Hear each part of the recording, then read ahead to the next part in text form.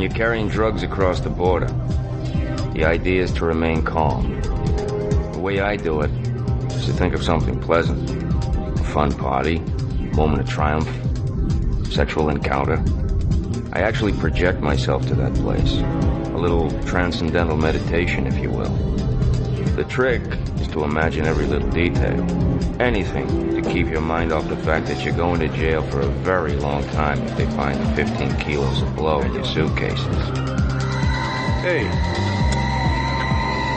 What's the problem? What? With the car. What's the problem? Just get out of my fucking face. Who are you? We're stealing the fucking car. What's it to you? It's my car. How you gonna die?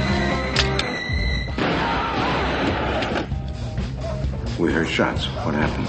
I sent them a message. Well, look, you and I are both great martial artists, right? And I'm willing to bet that between the two of us, we can take these guys.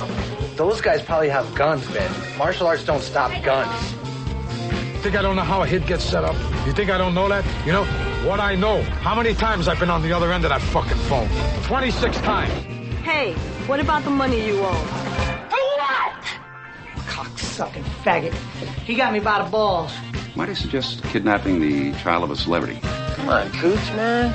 You'll be the first Indian president. Sure, man, except for one thing, I ain't no fucking Indian. That's just shit I made up in my head.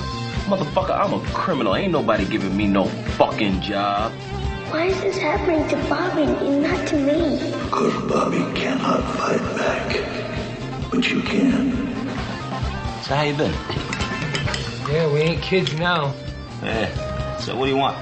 What I've always wanted is to watch you die. Oh, you ordered the meatloaf. The brisket's really good here, only you'll never know it. You fucked up. Now that I met Gladys here, I just hope the doctor can fix up another part of my body. I'll give you a hint. It rhymes with cock.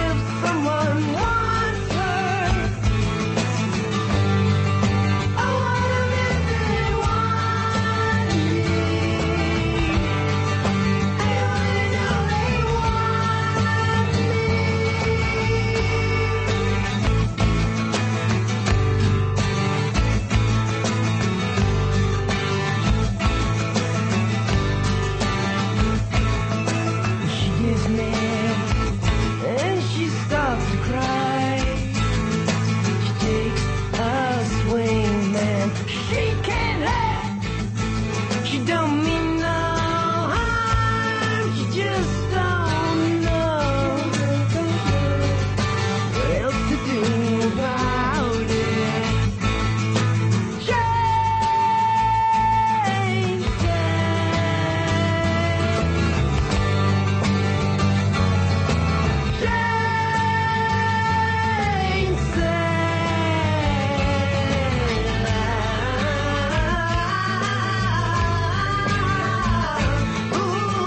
Ron and Fez show.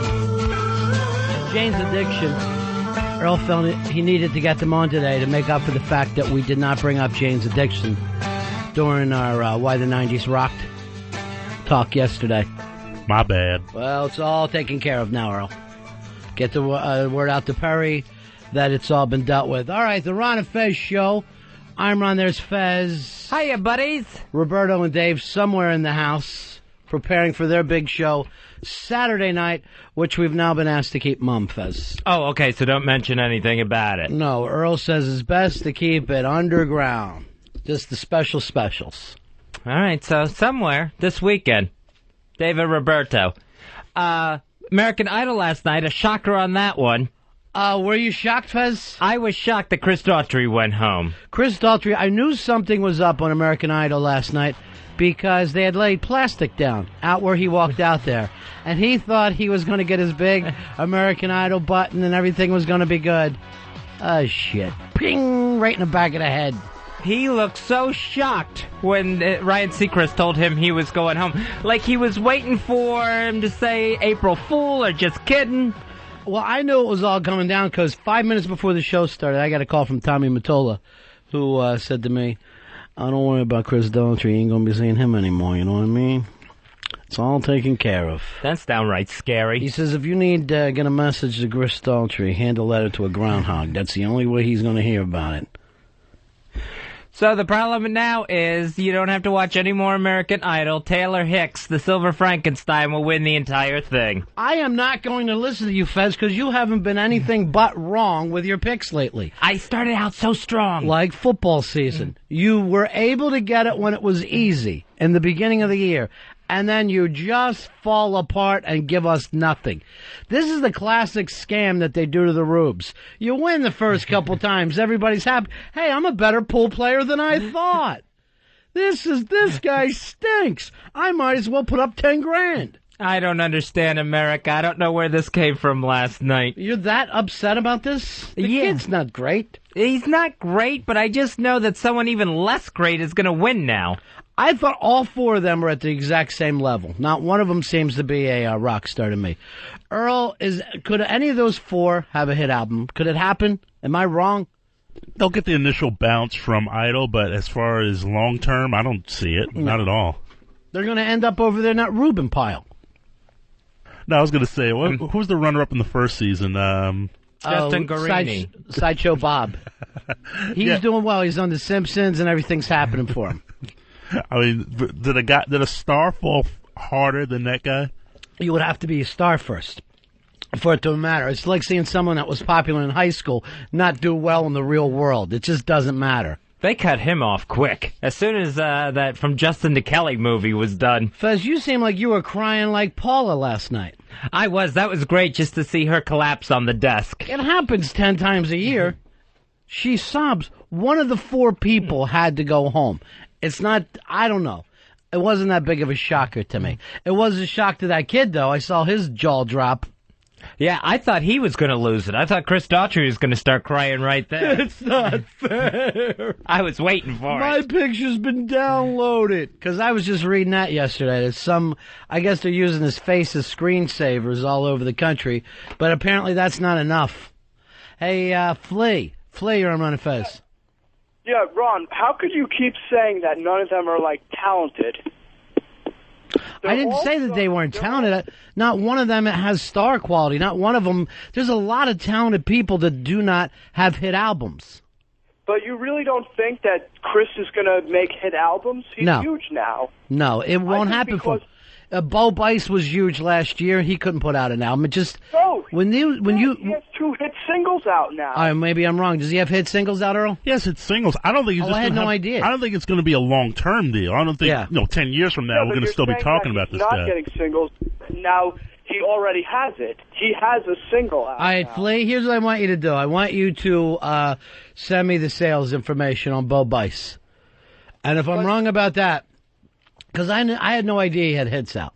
I had no clue. Yeah. You seriously don't think that Chris Daughtry is going to sell albums? I think at the very best he's going to have a minor hit album.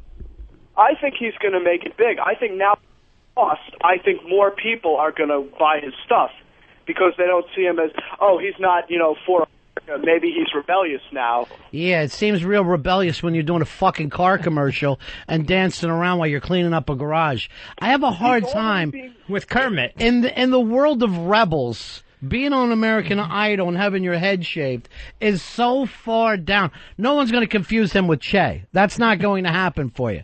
He's a revolutionary, Ron. He's Chris Daughtry. Wait, and you don't think that Taylor Hicks is going to make it big?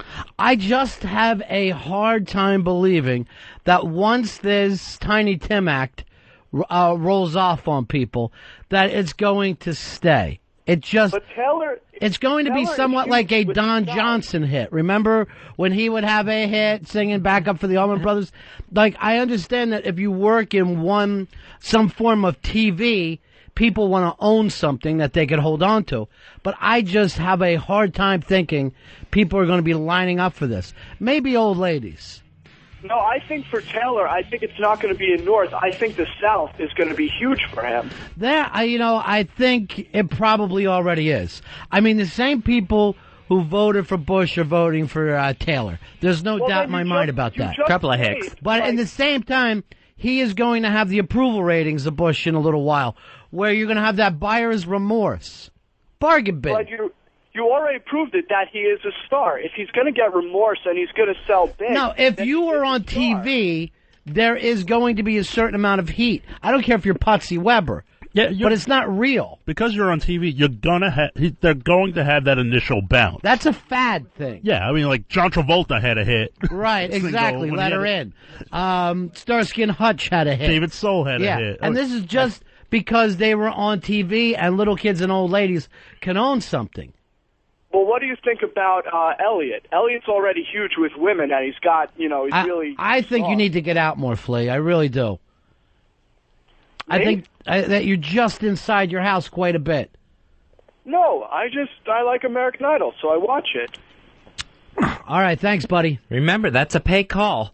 Flea's wasting his whole weekly salary on this thing. He's dialing away right now for Elliot. Just dialing. Those text messages can be expensive. Here's Logan. Logan, you're on Ron and Fez. Hey, I think, y'all say that nobody has any talent on there right now. They might not have too much talent, but Catherine McPhee is going to sell more records with just that ass than anybody in the history of America. First of all, she's too young to have that ass. That ass is a 40-year-old ass. She's got to be a little bit careful with it. Catherine will be one of those people who goes to Broadway. She'll be in some kind of touring rent show. And the other girl that lost to Farina a couple years ago, she was in Hairspray not long ago. Yeah, Diana DeGarmo. Why do you know all these names? You and Flea should go up there and just hang out together. I want to get this season that's going on now of American Idol on DVD so you can watch Catherine's ass grow throughout the tryouts and the auditions and the competition. Here is Kevin. Kevin, you're on the Ron and Fez show. Hey, guys. How you doing? Yeah. I was just wondering, Fez, you've always been accurate with your predictions who's getting kicked off Idol. Why'd you pick Catherine? Is it just because, you're not into chicks?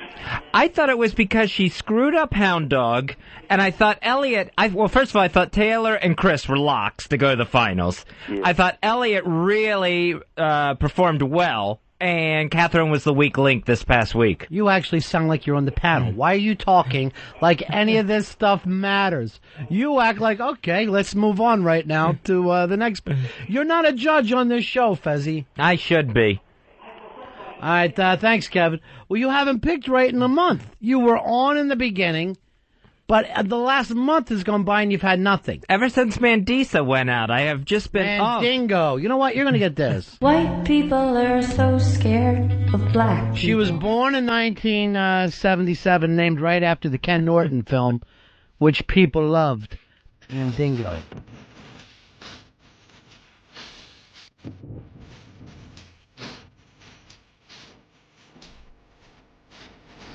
Fat and black, baby got back. Mandisa got a big black eye. Fat and black, we got back. That's Paranoid. I believe that's the last time Paranoid has sent us a song.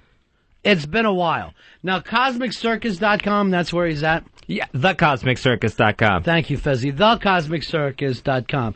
And he's expanded, and he's adding shows, giving out golden tickets, as Perry likes to say.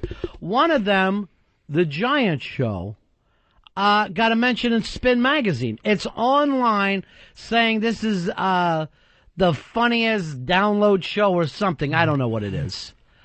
I don't know what the hell they say. But anyway, it's a good thing. What do you got? And then the other one is Crazy Jen's. And I believe it's Psychic Corner. He is taking a risk there. Now, Crazy Jen got her first big celebrity interview, and she asked us if we would play it for her a little later on in the show today. Maybe we can if we have time. I don't know who she interviewed. Do you got the name, Fez? Somebody Perry. Comedian somebody Perry. Pharrell? Nope. Did you have something, Earl? No, we found the info on Bo Bice. Yeah. He sold 590,000 copies. All right, so 590. That's barely gold. Gold record, but it is gold. But it's not, you know, I mean, you're not making your money back with a gold record. Not today, no. No, not in today's climate. The person is Rodney Perry. She got the interview with. All right, so I just want to point out this out to Flea. Flea, a lot of opening bands sell 590. He's got to do a lot better than that. There's a good chance he won't get a follow-up with 590. I don't see any of this for getting the 590 to start out with. I think whoever the winner is going to get the marketing push that I don't think Bo Bice got. You don't see Bo Bice all over like you saw the winner last year. So, yeah, I think that they, in their own heads, know they've got to have a million seller. They've got to have a platinum seller at the end, and they'll do whatever it takes. Hey, George. George, you're on Ron and Fez. Hey, buddies. Great show today. Thanks. It's 5 just minutes wanted a minor correction. I think Paranoid's most recent song was about puppets and Roberto, wasn't it? Did he do a Roberto song? Yes. All right, let's hear that one. I don't like puppets, and Roberto is a puppet. Therefore, I cannot like him. I don't like puppets, and Roberto is a puppet. Therefore, I cannot like him. Ain't it funny how we never hear you and Dave talking at the same time? Roberto. Ain't it funny how we never hear you and Dave talking at the same time? Roberto. You're a dummy. Roberto. I hope the termites eat you alive. You're made of wood, and you look like Charlie McCarthy. There it is, Paranoid. Now, my only problem with Perry, with the lyrics, I never know quite what he means. I don't always able to get through all the imagery that he sets up for us. He hates puppets. 866-RON-0-FEZ, 866-RON-0-FEZ.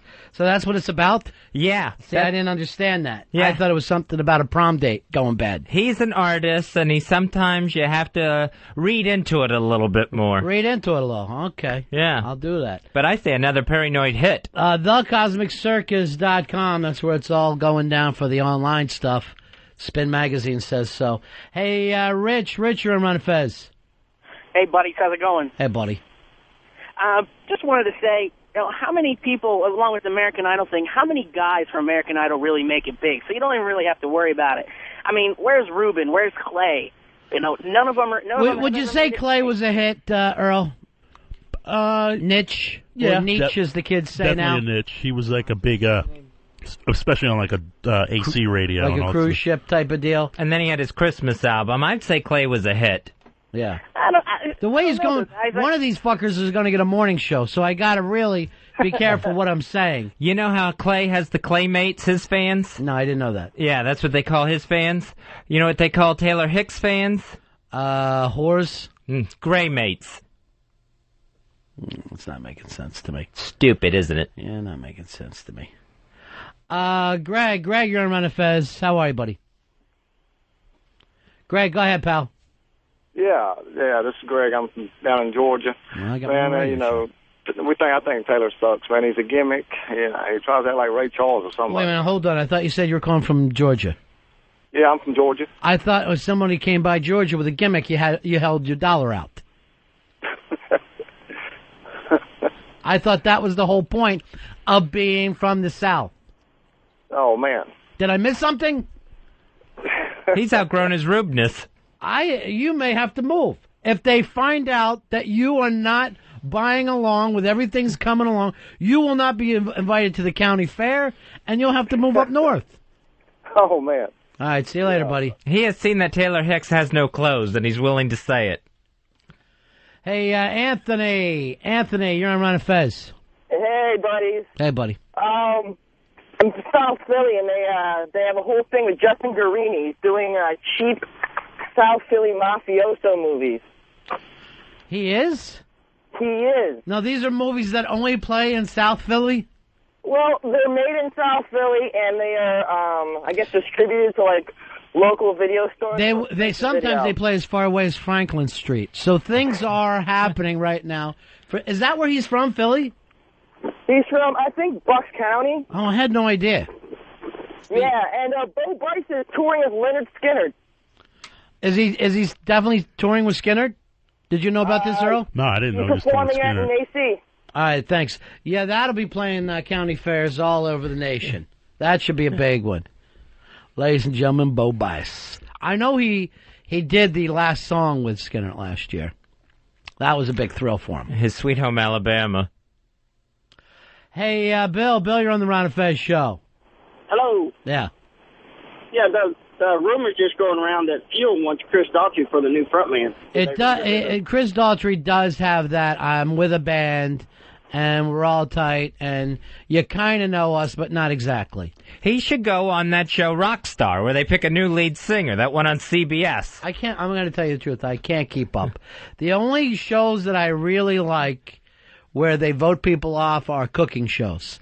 Now, last night, my show, and I have no idea what it is. I know that the redheaded stepchild watches it with me, though. What is this show that runs on? It's not the Food Network show, the one that was on last night. Top Chef? Top Chef, yeah. Yeah. Did you watch last night? Yeah, it was sensational. When everybody got back together and they were drunk and screamed at each other, "I'm not your bitch, bitch." That guy is maybe the best, like, little human cartoon character. I'm not your bitch, bitch. What's his name, Dan? No, his name is Dave. Dave, that's it. So Dave is a chef, he's trying to become top chef, but he's this, I'm not going to say gay because I don't know that for a fact, but he's just in such a frenzy as he attempts to cook that he's ready to quit every 5 seconds. Oh, forget it. These potatoes are obnoxious. I know everyone's going to hate it. Why don't you just spit on the plate and that'll be it? I love the drama. Well, half that show seemed like they were gay this year. So I think we're going to talk to the guy from Food Network, right? Yes, Guy Fieri, the next Food Network star. No, when's his first show? I believe he's going to debut in June. All right, TiVo, hit the TiVo alert for me, because I do have to watch that. With this reunion special on Top Chef, that's the kind of special reunion special you wish Survivor would have. Instead, it's everyone making nice again and everything. Wine. They were all drinking wine, Fezzy, so they were saying the truth. That is the key to everything. Now, does anybody watch Survivor anymore? Survivor just makes it into the top 10. It's like number 10, number 9 every week. That's great. I had no idea it was doing that well. Now, I did bring in the documentary Overnight that I'm going to let one of you guys watch. I'm not sure. Earl, I know you wanted to say it. Yeah, I'd love to see it. Right now, you may be back in my good graces, because I know this is the film about, he was the director, Fezzi, and writer of Boondock Saints. So this is a kind of a making of, and we're going to be giving away some Boondock DVDs when? Later this month, Earl? Yes, later this month. They have the unrated version coming out. Unrated? Yes, it probably a bonus footage. Sounds extreme. Yeah, I don't remember there being any scenes that were like nude scenes. It was all guys. All right, let me take a look at, this is what Justin Guarini, his film career. Frankie the Squirrel, he's going to be playing that. He'll be playing the high roller. He was just in Tilt-A-Whirl, where he played Customer 4. Yeah, I don't think he's doing real well on what this guy's talking about. Unless Frankie the Squirrel's the big one for him. The South Philly Film Company, the EC dub of movies. He's going to Hoagiewood. Things are happening right now for Justin. So what's the story on, Earl, your friend starring Buck Wild? Well, it's not my friend. He just I thought they were guys you grew up with. No, I grew up with guys like that who spoke before they thought. What exactly happened? He basically threatened to molest the 4-year-old daughter of one of the rivals on Hot 97. He said he would do it, but he didn't, right? Well, he put out a bounty on the air. It's like, I got $500 here. Tell me what school she goes to, and said I'm paraphrasing, soil your seed or something like that. Who did this? Star or Buck Wild? Star. All right. Hate Star, love Buck Wild. That's going to be my blurb that I send out right now. Star is gone, and it was the rival DJ was DJ Envy over at Hot 97. I see myself, Fezzy, as Buck Wild to your Star, where you're just talking crazy all day, and I'm trying to pull it back in a little bit. I have never threatened R. Kelly on someone's 4-year-old daughter. I wouldn't leave anyone with you. I wouldn't leave a child with you. I wonder if anyone's turned in the $500 yet. It's found out where the school is? Yeah. All right, 866-RON-0-FEZ, 866-RON-0-FEZ. The great white manager who set off the pyrotechnics. Fezzy, it doesn't matter to me what color he is. The thing is, he's a great manager. Let's leave it at that. I don't care whether he's a great white manager, great black manager. To me, we're all humans, except, of course, for Eskimos. Let me rephrase that. Filthy, filthy Eskimos. And I kid. I don't want to be the next Star. I want to stay Buck Wild. I kid the Eskimos. I love what you've done with Seal. The manager of Great White, who set off the pyrotechnics. First of all, he was doing a great job for them already. Before this happened, their career was soaring. He somehow got him booked in this nightclub in Providence, Rhode Island. 100 people killed. He finally got sentenced yesterday for involuntary manslaughter. 4 years in prison. 4 years. Now, the families of the victims were upset. They wanted it to be longer. But it's hard for me to believe, Fezzy, that only one guy is responsible for this night. It seems like a lot of people should have been involved in this somehow or another. I think that was what the jury was thinking, or the judge at least, when he got this sentence. The most he could have gotten was 10 years. Right. But they were thinking that he never went in there thinking he was endangering people or premeditating killing people. He fucked up. Yeah, a complete accident on his part. Yeah, all right. I don't know if it's an accident. You shoot off fireworks in a crowded closet. You can't be too surprised by what's happening. And that's what he did, basically, right? Right. And I mean, it's not like he's not to blame at all. Like, it's not like an accident of, like, some kind of car accident where it caught you by... He was negligent. He was reckless. And I think his argument is that he had permission from the club to do this. Now, why... how come the club people weren't nailed? I think they've denied it. And I think people believe them over the manager, if that's how it went down. But they didn't get arrested. They didn't get brought in, right? No, they were... Were they arrested, Earl? I mean, if I'm in the victim's family... I want to see fucking everybody up there. Right. And then let the jury pick apart who did what and who didn't. I think they got nailed on specific fire codes because there were no sprinklers in the place. Right. And it didn't adhere to certain fire codes. So they got fined. But they're not going to do time. They're not going to do hard time, but... I mean, the place was about the size of that studio. Right. Pretty much. It went up in a minute, and there was no... fire escapes, no sprinkler systems, not even an extinguisher. Yeah, I mean, anyone who is a fan of rock music has ended up in that club or one exactly like it before in your life. You have been in that pit of a club, shoulder to shoulder, and you said to yourself, I hope, a fight doesn't break out because I got no movement here. I mean, it happens all the time. Forget even just like a big rock show. You've been in nightclubs with just a DJ playing and nobody can move. And you see people walking around who look like they're in some kind of physical trouble, because they can't breathe correctly or whatever. So we've all been there before. Yeah, I've been in places like CBGB's, which is very small, where people are passing out, and there's the trouble of getting the person out to get some air. Yeah. That's very difficult. So when something like that happens, where there's only one exit. Now, weirdly enough, I do look for fire exits now when I go into clubs, when I'm into mainly a new building. I like to know how to get the hell out.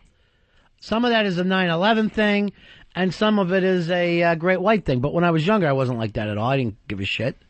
I mean, I went out to a club the night that happened, the night after it happened, and everyone kind of scoped the place out for fire exits or stood near a fire exit. Everyone was really paranoid that night. Nobody on the dance floor. Everyone surrounding the walls. I got news for you. If I'm at a Great White show anyway, even before this happened, even if it was the 80s, I got 1 foot out the door. I am standing at the exit. I might even watch the show from my car with it running because a Great White. But these people did go out to have a nice time, to have a fun night, maybe a little nostalgia, and something like this goes down. It's really, really horrifying. Hey, Cody, you're on Ron and Fez. Hey, buddies, how you doing? Hey, buddy. Well, first of all, I think that Great White should be pretty pissed off in themselves because the pyrotechnician, whoever is involved, killed their entire fan base. But we've all heard jokes, so move on. I do think that it's also the club's responsibility more than it is the pyrotechnician. So, punching out. And what are you basing that on? Well, I mean, the club knew what kind of act was coming in. They were known for having pyrotechnics in their act, and knowing that the roof was so low in the building and that's what caught fire. I would never expect in 100 years, if I owned a bar, that the band that I had booked was going to do pyrotechnics. It would stun me to believe that for a second, because you do not set off this stuff in a bar. And normally, even if you're going to do it in an arena, you've got to clear everything. You've got to get a hold of the fire marshal. He walks it through you with. It's not like I've never been involved in shows before. You just can't do this. I don't care if you're playing Madison Square Garden without a run-through. Yeah, with any show with pyrotechnics, they do run-through after run-throughs.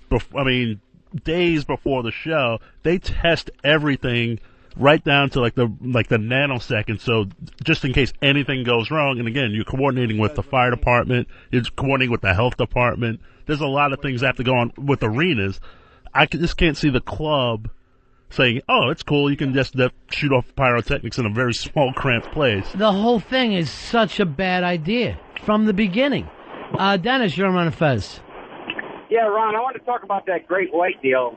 There was a glass atrium right off to the left side of the stage, and there was 2 pool tables right in front of it. Now, this felt panic, these people were drunk, but you could have pushed both those pool tables to that glass atrium and drove a Mack truck through there, and everybody could have got out. The thing is, it apparently went up like a match. It just happened in seconds. And I don't know whether you've ever been involved in a situation where there's heavy smoke, but any thoughts just go out your mind. There's nothing scarier than finding yourself in heavy smoke. It just throws away anything you can do. You can't breathe. You can't see. It affects all your senses, really. So, in the case of any kind of a fire exit, you do need to think about it before something happens. You can't think about it after. And there was a majority of those people died pretty much right at the base of the door. Right. Like there was just so many people trying to get out. Right. Everybody was heading for the doors they came in at. That's got to be the initial instinct. If there's trouble, I'm getting out the same way I came in. That's the way I know to go. Brian, you're on Ron and Fez. Hey, how you doing, guys? Hey, buddy.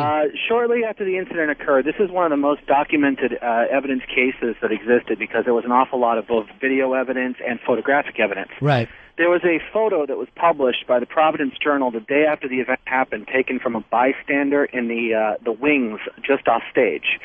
It clearly showed the box of pyrotechnics along with the warning label right on the side. And with just a little bit of enhancement, you could read specifically that it said no less than 20-foot ceiling clearance. That club had less than a 12-foot clearance. So clearly, absolutely without a fact, the person responsible is the person who set off those pyrotechnics without reading that warning label. Given anything else, given the fire marshal, given the sprinkler system, given the flammability, anything else, I do feel bad for the guy for having to bear that responsibility.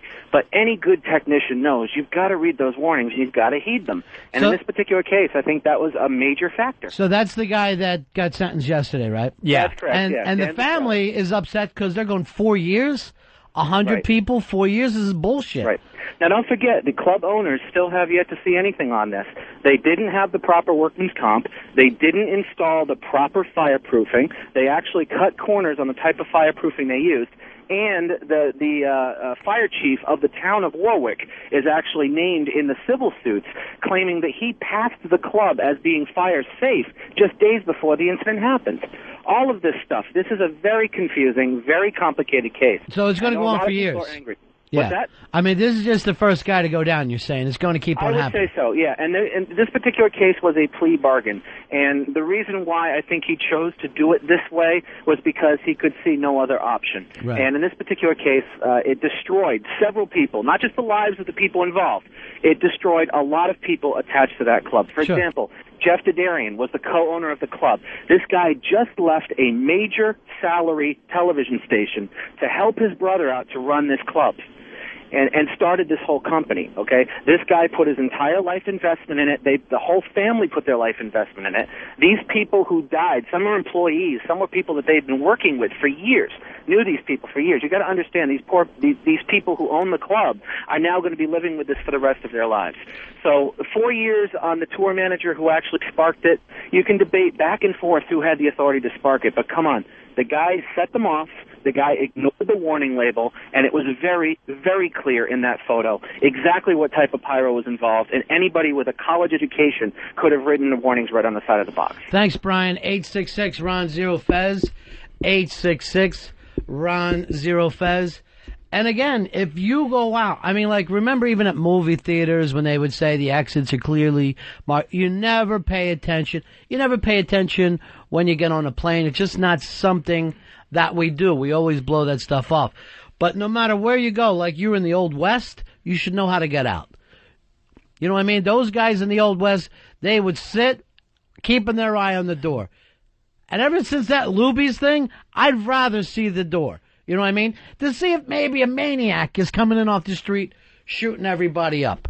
To see if maybe this is time for Columbine while I'm in someplace having a sandwich. I'm the same way where if I'm in a club or something, I was like, hey, why don't you take your coat off? Why don't you stay? I'm like, I want to be in sight line of the nearest exit. I want to have my coat on, ready to go. First of all, I keep my coat with me because I was fucking raised that way. These sons of bitches take your coat and anything can happen to them. I came in with a coat, I'm leaving with a coat.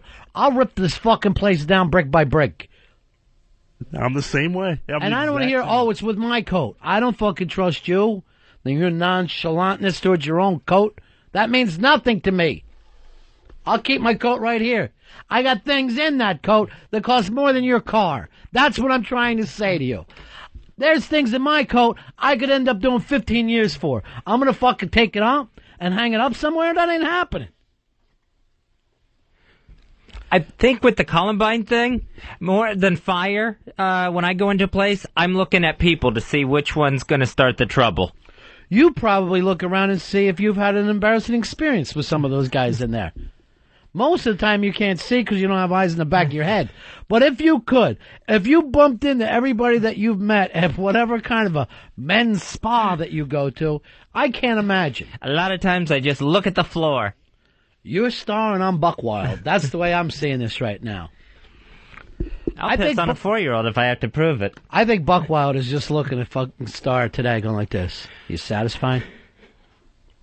Is this the whole point? Okay? You got to do your shock joke. And now what am I going to do for money? What am I going to eat tonight?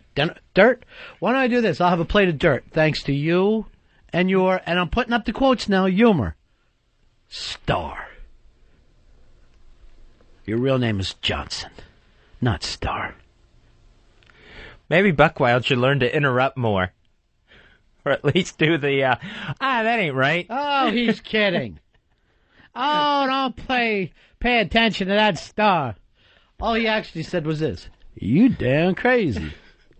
You off the hook." Actually, if he had done that, he probably would have been all right. Oh, so it's Buckwild's fault. No. No, not Buckwild. Buckwild. Buckwild. It's Buckwild's fault. Buckwild never would have got himself into those troubles. He's always ready. Oh, Star, stop it. No, I'm going to go pee on a 4-year-old. Shay, you're on Ron and Fez. Hey, what's going on, buddies? Hey, buddy. No, my comment on that, the Great White, is that, number one, they probably didn't have too many experts to begin with, so I have to disagree with the last caller. No, you have to have experts if you're going to shoot this off. It's a law.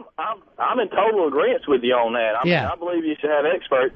But the club owner, I mean, you know, you kind of realize what kind of club you have. I mean, if somebody's going to come in there and start popping off pyrotechnics, I mean, you kind of need to know what they're putting out. And all this stuff has to be run right past the fire marshal every single time.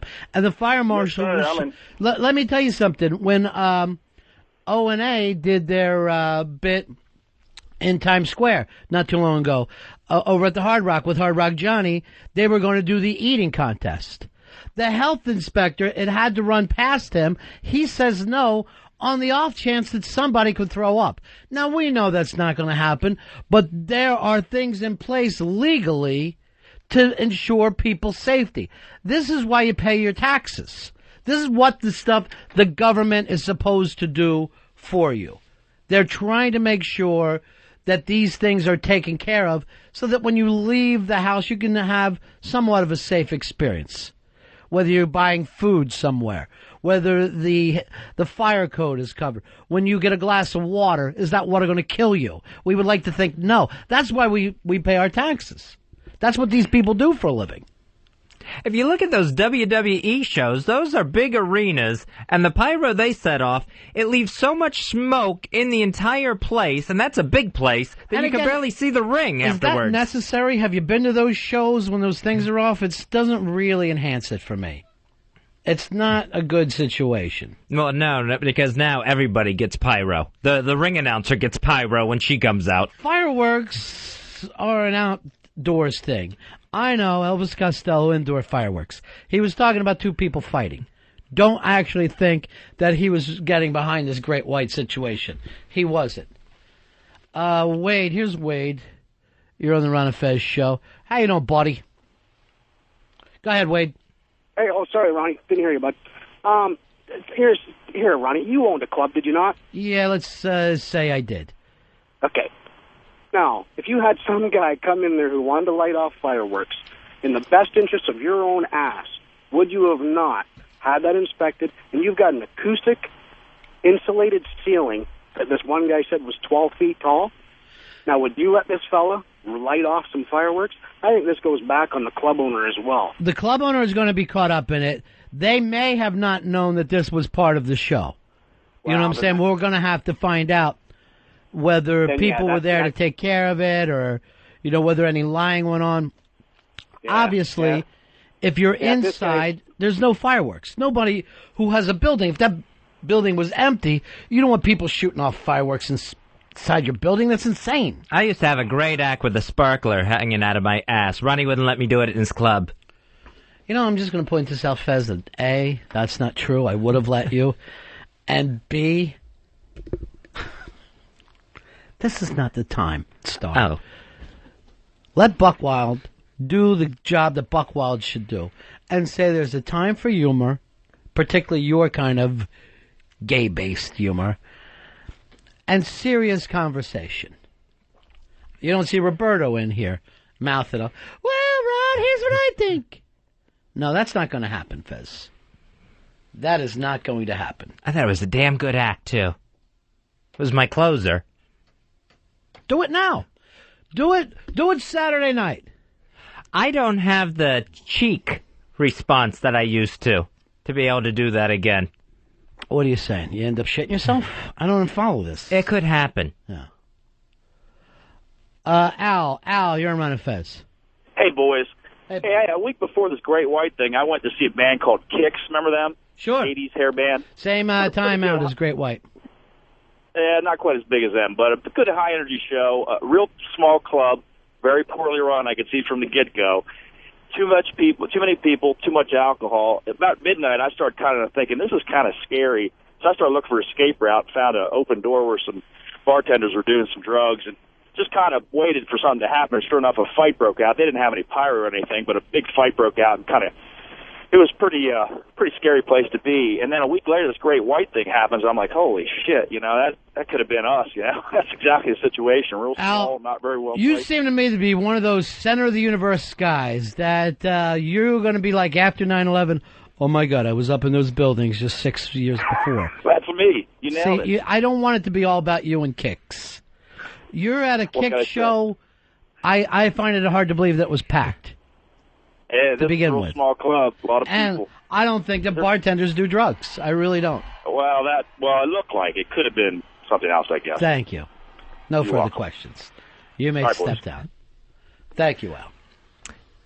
He flew into the Dallas-Fort Worth airport a couple weeks ago, and he's still worried because that's where Kennedy was shot.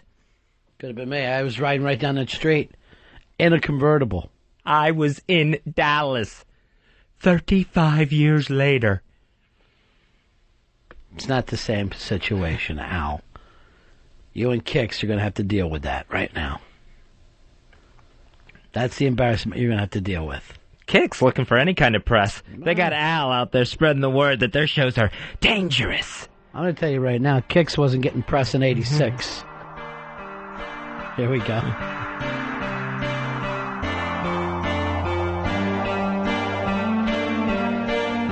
Power ballot? Big one.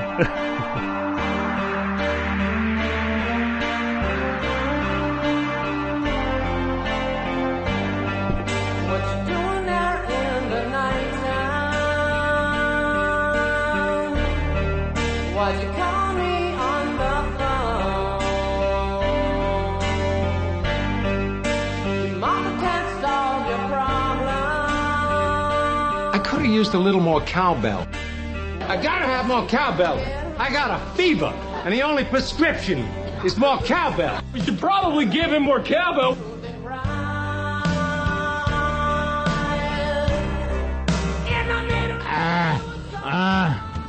Here we go!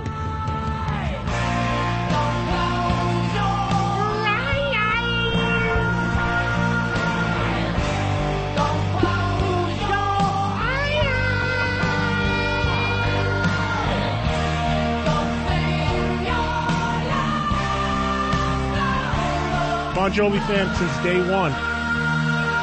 Somewhere, Eddie Trunk has a single tear coming down his face. Listen to this.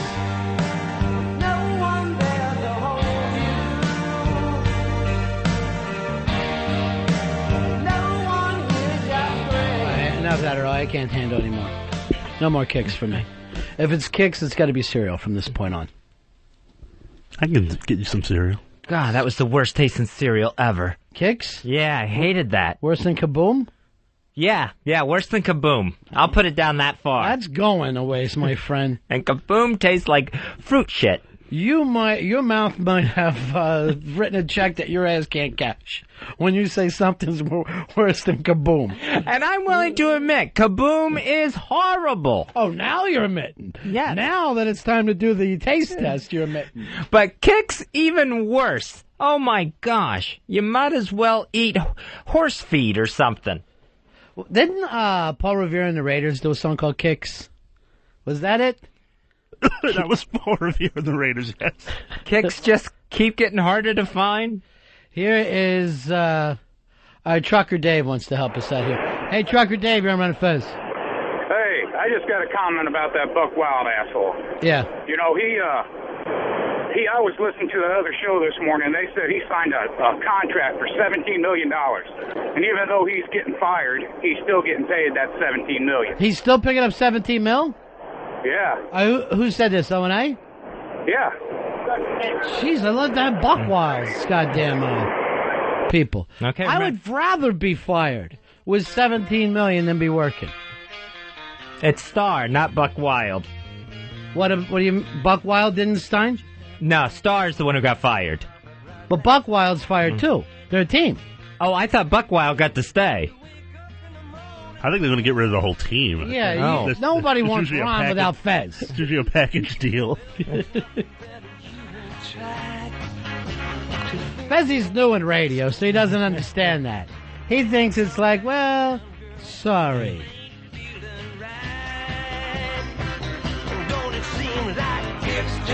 This sounds like Paranoid.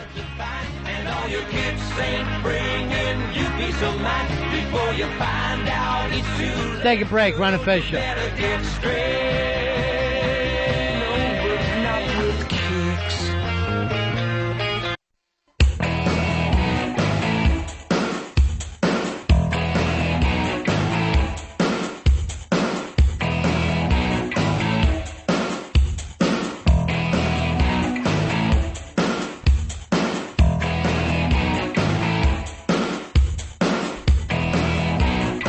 Ron and Fez Show.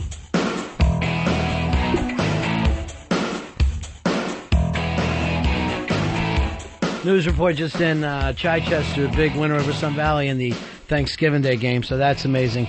That's always good to hear. 866-RON-0-FEZ, 866-RON-0-FEZ. Also, checked out my show, Lost, last night, Fez, and things are happening. Yeah, Lost last night, another new episode. That was great to see. That is one wacky island. Let me just put it this. There's something going on this island that it's not normal. It's not normal on that Lost Island. I didn't care for the part about finding the new hatch with the monitors in it. You are not following along then, my friend. That was finally one of the big clues we got. Oh, really? One of the big clues. Now we know the whole thing's been an experiment. But what has grown from that experiment? The whole thing was basically a placebo at one time. But what is it now, Fez? Now it's life or death. Yes, it's life or death. It's life or death on that wacky, wacky island. An island of lost people. There was a Wiccan kid who got thrown out of a Boy Scout troop for believing in more than one deity because he's Wiccan. I thought for sure you were going to say they threw him out for being a hetero. So they throw him out because he doesn't believe in just one God. Exactly. That's part of their bylaws. So it's very tough to be a Boy Scout. You've got to be straight. You've got to salute the flag. And you've got to believe in God. Yeah, one God. So see, that way when they go one God, it can be Allah. It can be Jehovah. It can be God or Jesus or whatever. So some people, you're saying, they believe in God. They just believe that he's childless, that God never had a son. What they're trying to say is there's an impotent God. That's what the Jews are attempting to say to the Boy Scouts, and I have a problem with that. So this kid, the kid who is a Wiccan kid and believes in nature, worships nature, somehow the kid that loves nature the most is thrown out of the Boy Scouts. Well, I say better off for you, kid, because I'd rather be teased for being a Wiccan than wearing those stupid short pants and walking around bragging about being able to pay a tie and knot. Now, were you ever a Scout, Fezzy? I was a Cub Scout, and I would have loved for someone to throw me out. I just hated it. I also was a Cub Scout, and I will go this far to say highly decorated. I was a highly decorated Cub Scout. My pack. I think you have a pack, don't you? Yeah, like a wolf pack or something? I think that's older. I think we had a den. Oh, there you go. Yeah. We just had a den because we were Cubs. And I actually was enjoying it. I was sailing along, and then I turned 10, and they said, if you want to stay in here, you have to join the Weeblos. And I go, you have your mother join the Weeblos. I try to walk to my school, telling people I'm a Weeblo, and they're going to kick me until I'm unconscious. I do not need this. I was highly undecorated, showed no interest in it whatsoever, was forced to go by my father. You were almost thrown out like Brandon, like Chuck Connors and Brandon. They wouldn't have had anything to tear off of me except maybe my Cub Scout cap. Oh, but one man died. You didn't have any badges at all? No, I earned no badges. I just had the dark blue uniform. That was it. Nothing to decorate it. A lot of people thought that you were just into the Raiders. I remember lying about some badges, saying, yeah, I saw these birds or whatever. I forget. But it was pretty easy for a Cub Scout to get a badge. That's what it came down to. I had to have, like, my father... Because you got some sort of little booklet that you had to fill out as you were accomplishing these things to get your badges. I did it the same way I did my SRA reading. Yes, yes, yes, done, done, done. Now give me everything that's coming to me. And I had to, my father was like, just finding excuses to try to get me a badge. He's like, well, didn't you get me a hammer that time? So, yeah, we built something together. And he would check that one off and sign it for me. Of course, he wanted to keep hanging around the other little kids. You were the perfect in for him. You were his beard. I don't know why the Cub Scouts just can't let every kid in. What's the big deal? Why do they have to believe whatever the hell you want them to believe? Why can't that Wiccan kid be there? First of all, the Wiccan kid... who is not there because he believes it. It's what his parents believe. They told him. Nobody believes anything different when they're your parents when you're a kid. You're not going to see an 8-year-old go like this. I know you believe in Jesus, Mom, but I'm somewhat agnostic myself. You just go along. You don't make it up yourself. Here's our uniforms, and here's who we're intolerant against. It just seems familiar, Cub Scouts. Like who? Nazis. Boy, you guys always... you lefties throw out that Nazis like there's no tomorrow. Nazis. Hey, Peter, you're Ron and Fez. Hey, guys, how's it going? Hey, buddy. When I was a kid, our next-door neighbors, they just moved in, and the mother opened up a Cub Scout troop, and the kid thought he was like the neighborhood tough guy, so he used to always tease me. Yeah. I was in the den with this kid, and I'd ride my bike by him, and his friends would tease me and throw stuff at me. So one day I just had it, and I got off my bike, and I punched the kid right in the face, knocked him out. He started crying like a girl. Next thing I know, I can't go to the Cub Scouts anymore. I get kicked out. Yes, anyone who shows that they can fight cannot be a Cub Scout. That's why they don't let smokers in. Anyone who has the slightest feeling of hipness cannot put on the dumb blue uniform. And the neckerchief tied around your neck with that clip. By the way, I always thought that the uniform looked like everybody was going to go on to work in Sunoco one day. At least that was my dream. Here's John. John, you're on Ron and Fez. Hey, buddies. Hey, buddy. Hey, I had to wear my Cub Scout uniform for my class photo in the 2nd grade. Like a military man. Like, it was so humiliating. Like when they would let everyone has to wear a suit to the funeral, except for the military man. Please put on your dress blues. I had that dad who made sure my Rocket was the fastest and my Pinewood Derby was the fastest and slickest. Yeah, just because it's always 1954 there. Everybody, we're all Leave It to Beaver. There's nothing to worry about. My Pinewood Derby, I didn't even paint. I just slapped the wheels on it. It was a hunk of wood going down the track. Here comes Bronx Johnny. Were you in the Scouts? I kicked one's ass, though. Oh, you did beat one up? Yeah. Yeah, he had a Pinewood Derby. You had a zip gun that you had made at home. So do you have Scouts in the Bronx? Yep. It's kind of rare, though, compared to the way it used to be years ago. I don't think there's as many Scouts as there used to be. He was at Fort Apache. We have them. We have the Christian Youth Club and Jehovah's Witnesses. Got them all up there in the Bronx, huh? Yeah, I kicked each and every one of their asses. Why? Why did the Latin Kings have to go out of their way to tell people? No, the thing with that was when I was a kid, I wanted to join the Boy Scouts, but they had an entry fee. Right. I couldn't pay it, so the sons of bitches started making fun of me. See, then there was a lifetime of pain. I had to defend myself. How much was the fee, Johnny? Do you remember? Oh, it had to be like a ridiculous, like $25 or something like that. That shit was crazy, man. Something insane. Why not let the kids in, Fezzy? Yeah. Why can't we do this? Let them all in. Right, here's Little John. Little John, you were I was a Cub Scout. Still? Because no, I'll put you in the uniform. Right before high school, I'll put you in the uniform right now, and I bet nobody would stop you on the street. You know what? I think I still actually have the uniform. Why don't you wear it? We'll fucking start an AC/DC tribute band.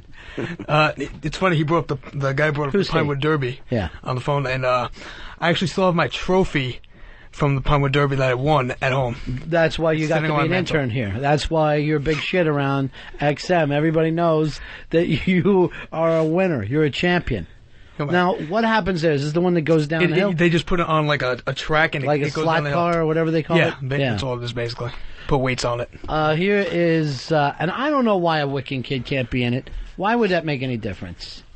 and they're going, oh, you can't be gay. You can't come out and say you're gay, but I'm willing to bet you run a 90 to 95% gay membership there, particularly after you get out of the real little kids, like the high school kids that are scouts. That's Dan. Yeah. And how long did you go? Right 18? before 8th grade. That's when I stopped going. And that's pretty old. But those kids go older. They're like Eagle Scouts. When you get to the Eagle Scouts and higher than that, that's when it gets creepy. Anything weird ever happen for you there? Any of that? Hey, let's show each other our dicks. No. No. Well, John, you're with friends now. Look at me. No, it's not your fault. The only bad thing that ever happened to me at Scouts was the camping trip where I chipped my tooth. On a dick? That's no. The other kid was pierced. His scoutmaster was Big A. All right, so what exactly that, that is really uncalled for, because he's been nothing but the sweetest guy. Yeah. He's got himself caught up in a little trouble, but yeah, it's not his fault. It's a sexual jam, and who hasn't been there before? Yeah, we've all. How'd you chip your tooth? Zipper? What happened? No. It was a camping trip, and we were out in the woods and sucking on the ass pipe, and then what happened? Yeah, and it was my smart idea to go start trying to fuck with the other guys in one of the other tents. No, literally fuck them. No. Just playing around with trying to put your dick in their ass. The glory tent. No way I can get away with what, it. What happened? So they're sleeping. You got your balls in their mouth, and you're like, hey. I have a stick, and I keep scratching on the side of the tent. Yeah, in the ass.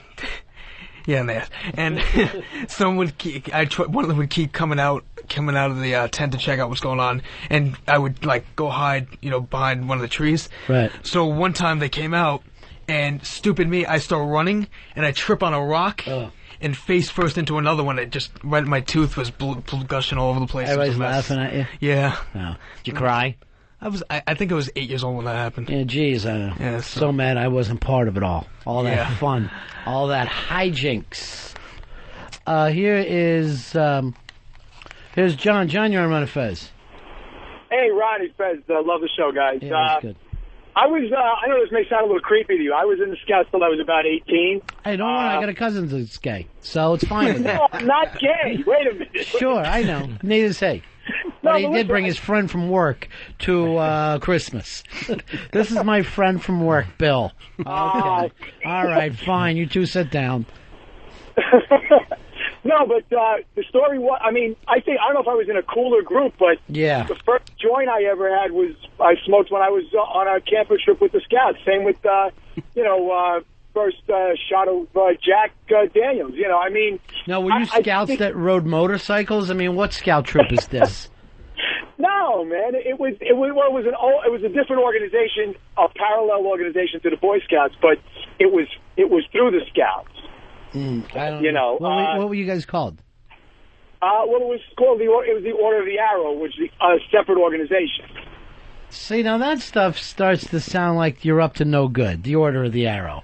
It's starting to sound like a weird secret organization. What are you supposed to think about a renegade Boy Scout group? Sounds like the perfect summer movie.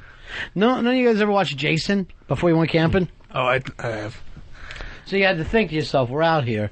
Looks like the perfect setup right now. Look, if one more person tries to put the stupid eating the brownie, I was a Cub Scout who ate a brownie, phone call through, I'm going to go out of my mind. We've all heard that joke many, many years ago.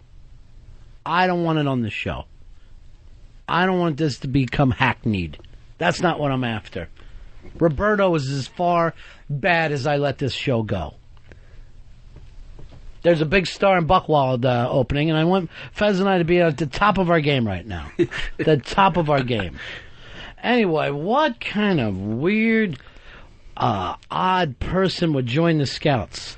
Hey, Blowhard, you're on the Ron and Fez show. Oh, hi, Blowhard. Long time no speak. How you doing, buddies? How you doing, bud? Well, you got me today with the Paul Revere and the Raiders, so I figured I'd have to call in. You made my day. Sure. Boy Scouts, Cub Scouts, I did it all. I made it to first class in Boy Scouts. Don't ask me how. Reach around?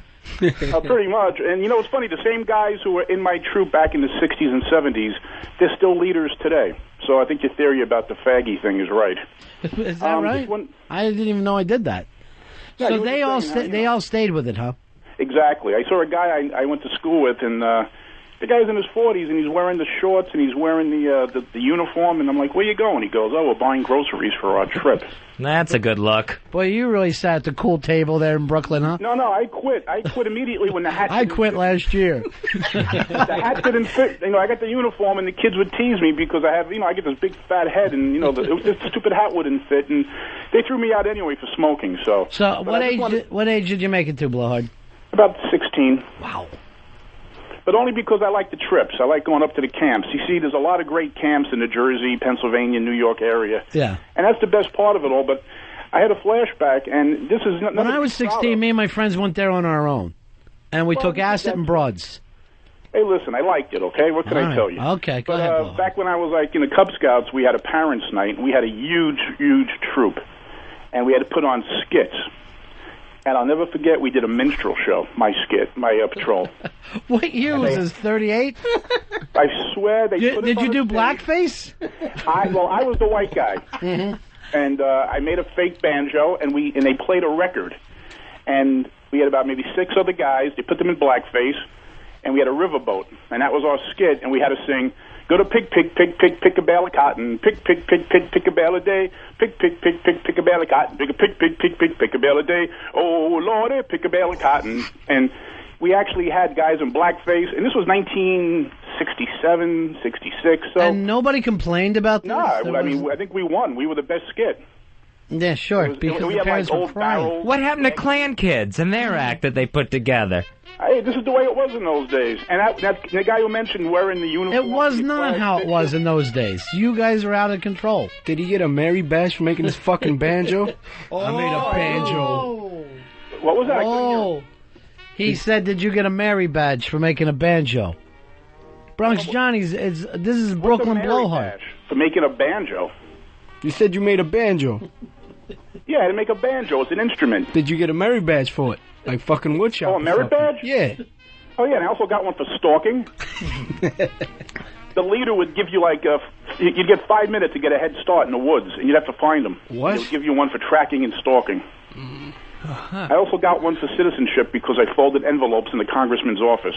He got another one for licking and crouching. There's so many. Yeah, I probably did. Badges what I didn't realize because we did swim naked one year up in the lake. Mm-hmm. The leader had us take our clothes off and jump into this lake. That's tough. Well, the only thing, what kept them warm was all the cum.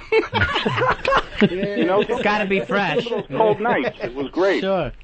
It was a wonderful time, and don't forget the Boys Life magazine, and don't forget, you were the centerfold one year. Pick a bell curtain. Pick. And to this day, 40 years later, I still remember the stupid song, and I never forget the strumming that fake banjo, and it was a wonderful time. All right, buddy. We'll talk to you soon. Take care, buddies. All right, see you later, pal. There goes the blowhard. Earl, when you hear that stuff, it's got to drive you crazy, right?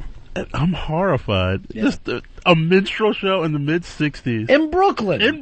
Not even in goddamn Mississippi. Brooklyn thinks this is cute and funny. I was thinking this the other day. You know how they have the lawn jockeys that now pretty much outlawed, right? The little black lawn jockeys, right? Yeah. Mm-hmm. Where did that ever even come from? If you ever watch races, you never see a black jockey. I don't know if I've ever seen one. Where did that come from, Earl? Do you know? I have no idea, but it always just seemed to represent just complete servitude for some reason, because they're just standing there holding the lantern. But it's just crazy because the jockeys are always little Spanish guys. They're always these tiny little South American guys, and always broken English that win the Kentucky Derby. Yet for some reason they have the black lawn jockey. I'd like to look into the history of that. I have a spy report. Thank God, Earl. I hope we're getting to the back of this lawn jockey thing. Spy report. Spy report. Yes. Former heavyweight champion Floyd Patterson has passed away. No. What happened? Well, he's been sick for a while. I had no idea. Jersey guy, right? I believe so, yes. Now, was Floyd Patterson the guy that when Ali fought him, he just kept punishing him? Kept yelling, "What's my name?" One of them. Him and Ernie Terrell. I think it was Floyd Patterson was one of the more, oh my God, I just saw a crazy helicopter accident on CNN. Oh, the thing went into the water.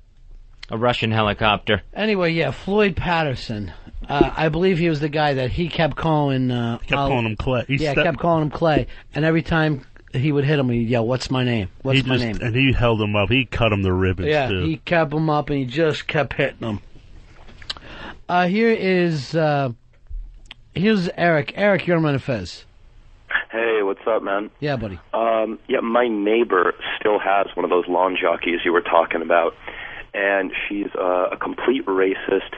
She's a real bitch. She cuts people's tires if you park in front of her. She's not a nice lady. Do you feel like you've called the police? Because there's nothing we can do to help you in your neighborhood.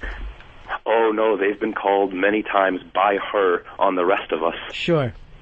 Yeah, and so she has, it's right out on her front porch and everything. She has motion sensors, so you can't steal it.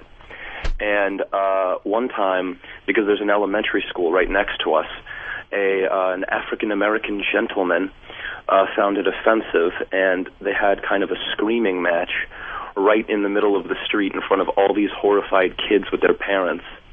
And she ended up spray painting it white. It's still there, but now it's spray painted white. You know what? You see that all the time, like at the 21 Club. They have all the jockeys that were probably black lone jockeys of the day, and they're white now.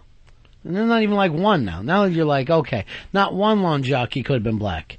866-RON-0-FEZ. 866-RON-0-FEZ. Here's BCH. What's happening, buddy? All right, I got the lowdown on lawn jockey history. You ready? Yeah, give it to me, bro. Okay, now hear me out. Mm-hmm. The first black lawn jockey sculpture was apparently commissioned by none other than George Washington, father of our nation. Okay. He was going to fight somewhere across a river. I'm not sure if it was the Delaware or not. A little black kid wanted to join with him and fight, and George Washington told him he was too young, and he was to stand on the bank of the river and hold a lantern so that when they came back, they'd know where to come to and they wouldn't get lost. All right. And he valued the little black boy's service so much that he had a sculpture commissioned of the young black boy holding the lantern. Now, and why was he dressed as a jockey? Because his name was Jocko. No, you're. And I guess it was you ran out of stuff. Yeah, you're ball busting now. I'm not. No, you got to look it up. Well, the guy's name wouldn't be Jocko, so let's dress him as a jockey. That's crazy talk. A 20th century jockey. Look it up, I swear to God. And in the Underground Railroad days, they were used to sort of indicate safe houses. Yeah, that would make me feel comfortable if I was a black guy hiding from the rebels. If there was a statue of a black guy out front holding a lantern, I'd be going, this is the last house I want to sleep in. It seems like that would be the signal to come in and get them. 866-RON-0-FEZ. 866-RON-0-FEZ. Here is Corey. Corey, you're on Ron and Fez. Corey, go ahead, pal. Hey, what's up, guys? Hey, man. My understanding of those lawn jockeys, why they're wearing the jockey suit, I have no idea, but I was told that they are the rich landowners back in the day when they used to have slaves. Used to put them out by the driveway so that when they threw parties for all the other rich landowners, right, there'd be one on each driveway holding the lantern to light it up so that the horse and carriage could find their way. So basically, it was like, here are small black kids to help you find your way. Right. Okay. Nothing could be weirder than the history of this country. We have got to be the wackiest place ever. I wouldn't mind something like that now. Just live little kids out there with a lantern. Like if I can't find a restaurant or something somewhere. Sure you'd want that. By lantern, you mean penis? Because that's what it feels like you're going with this. Whatever lights up. I don't want the R. Kelly star bit being done by you anymore. These are crazy times we live in. But can you imagine, like Fez, you're an artist, I'm saying to you, I want you to build me a statue. Sure. I want it to light up. I want it to be a small Negro boy in a jockey suit. What? Make me 80. Make me as many as you possibly can. Oh, man. Here is Aaron. Aaron, you're on Ron and Fez. Hey, I know the story about the lawn jockeys because they're still doing it today. Down there when they bring the horses out for a show over there in Kentucky to sell, back in the day it used to be the slaves that were responsible for dragging them horses around. So today, the black guys still do it. In order to get that gig, you have to be black, wearing the red pants, or the white pants, the red coat, and the top hat. So, all right. So basically, you're dressed as a jockey because you're working with the horses, even though you're not a real jockey, right? It's Right, more for exactly. show. And then as you come off, and you're carrying the show horse around. Right. I will admit this one makes more sense to me than anything. Now it makes a little bit of sense. So maybe this would have started in horse country. Earl, any of this ring true for you? This is all complete. Like you said, there's nothing crazier and more contradictory than the history of this country. It's just it's nuts. making my head spin. It's seriously, it is bananas. That one makes sense because it explains the jockey uniform. The thing about George Washington, it sounds like they picked just any uniform at random. Like if it had been a whim of General Washington, he would have been in a nurse's uniform. Fez, you forgot that the kid's name was Jocko. So... It was not. A jockey uniform made sense for Jocko. Now, I will say this. It made total sense up to me until the Jocko part. I really liked that Washington was moved by this kid holding a lantern. What I didn't get was the Jocko. We're going to have to put you in a jockey uniform with bright polka dots so we can see you when we get back to shore. Here's Jerry. You're on Ron and Fez. Yeah, hey, that fellow was close about Washington. It was a kid that was but he was holding his horse at the Battle of Trenton, and he froze to death that night because he refused to leave his post. That's why Washington commissioned the statue. Of course, it's evolved over the years, turned to a racist thing, but that's how it started. All right, Fez, this was just handed to me off the internet. A 12-year-old African-American sought to fight the Redcoats, but Washington deemed him too young and ordered him to look after the horses. His name? Jocko Graves. Jocko Graves. So BCH was 100% right. If you call back, my friend, I will apologize. We've got beautiful DVDs for you. We've got the Planet of the Apes Legacy Collection. And we also, Fezzi, have other DVDs to give out. Yeah, we also have the Mel Brooks Collection. Mel Brooks Collection, all the early Mel Brooks stuff. I'm a big, big fan of this. From Fox Home Video. Earl, Jocko Graves was the guy. I'm stunned. I am shocked. I'm cannot speechless. Believe it. I cannot believe his name was Jocko. Why dress him as a jockey then? Craziness. Russ, you're on Ron and Fez. Hey, Ron, how you doing? Yeah. Hey, when they first started racing horses in this country, the original jockeys were black, and then when they started making a lot of money off the purses, basically white kicked them off the horses, and white people started racing the horses. I don't know. I find that a little hard to believe because I see how many Latin guys are doing it now. And I don't know the last time I saw a little white jockey. It's been a long, long time. Willie Shoemaker, I think. Bob, you're on Ron and Fez. Hey, how you doing? Yeah. Yeah, I heard a story on NPR a couple of years ago about the origin of the lawn jockey, and it was... Well, if you believe those lefty communists, it's up to you. I hear you. It was originally made after a famous jockey that retired in the 20s or 30s, and that was the gist of the story. I may have to pull back these DVDs then. If this Jocko Graves... You know, as a matter of fact, Fezzi... this comes from a place called mountainhomeplace.com. Who knows how truthful mountainhomeplace.com is? It's not like I'm reading a history book here. It's the internet. Yeah, I've never heard of this news source. You've never heard of anything on the internet that doesn't have Big A masturbating. Right now, it's my favorite downloadable video.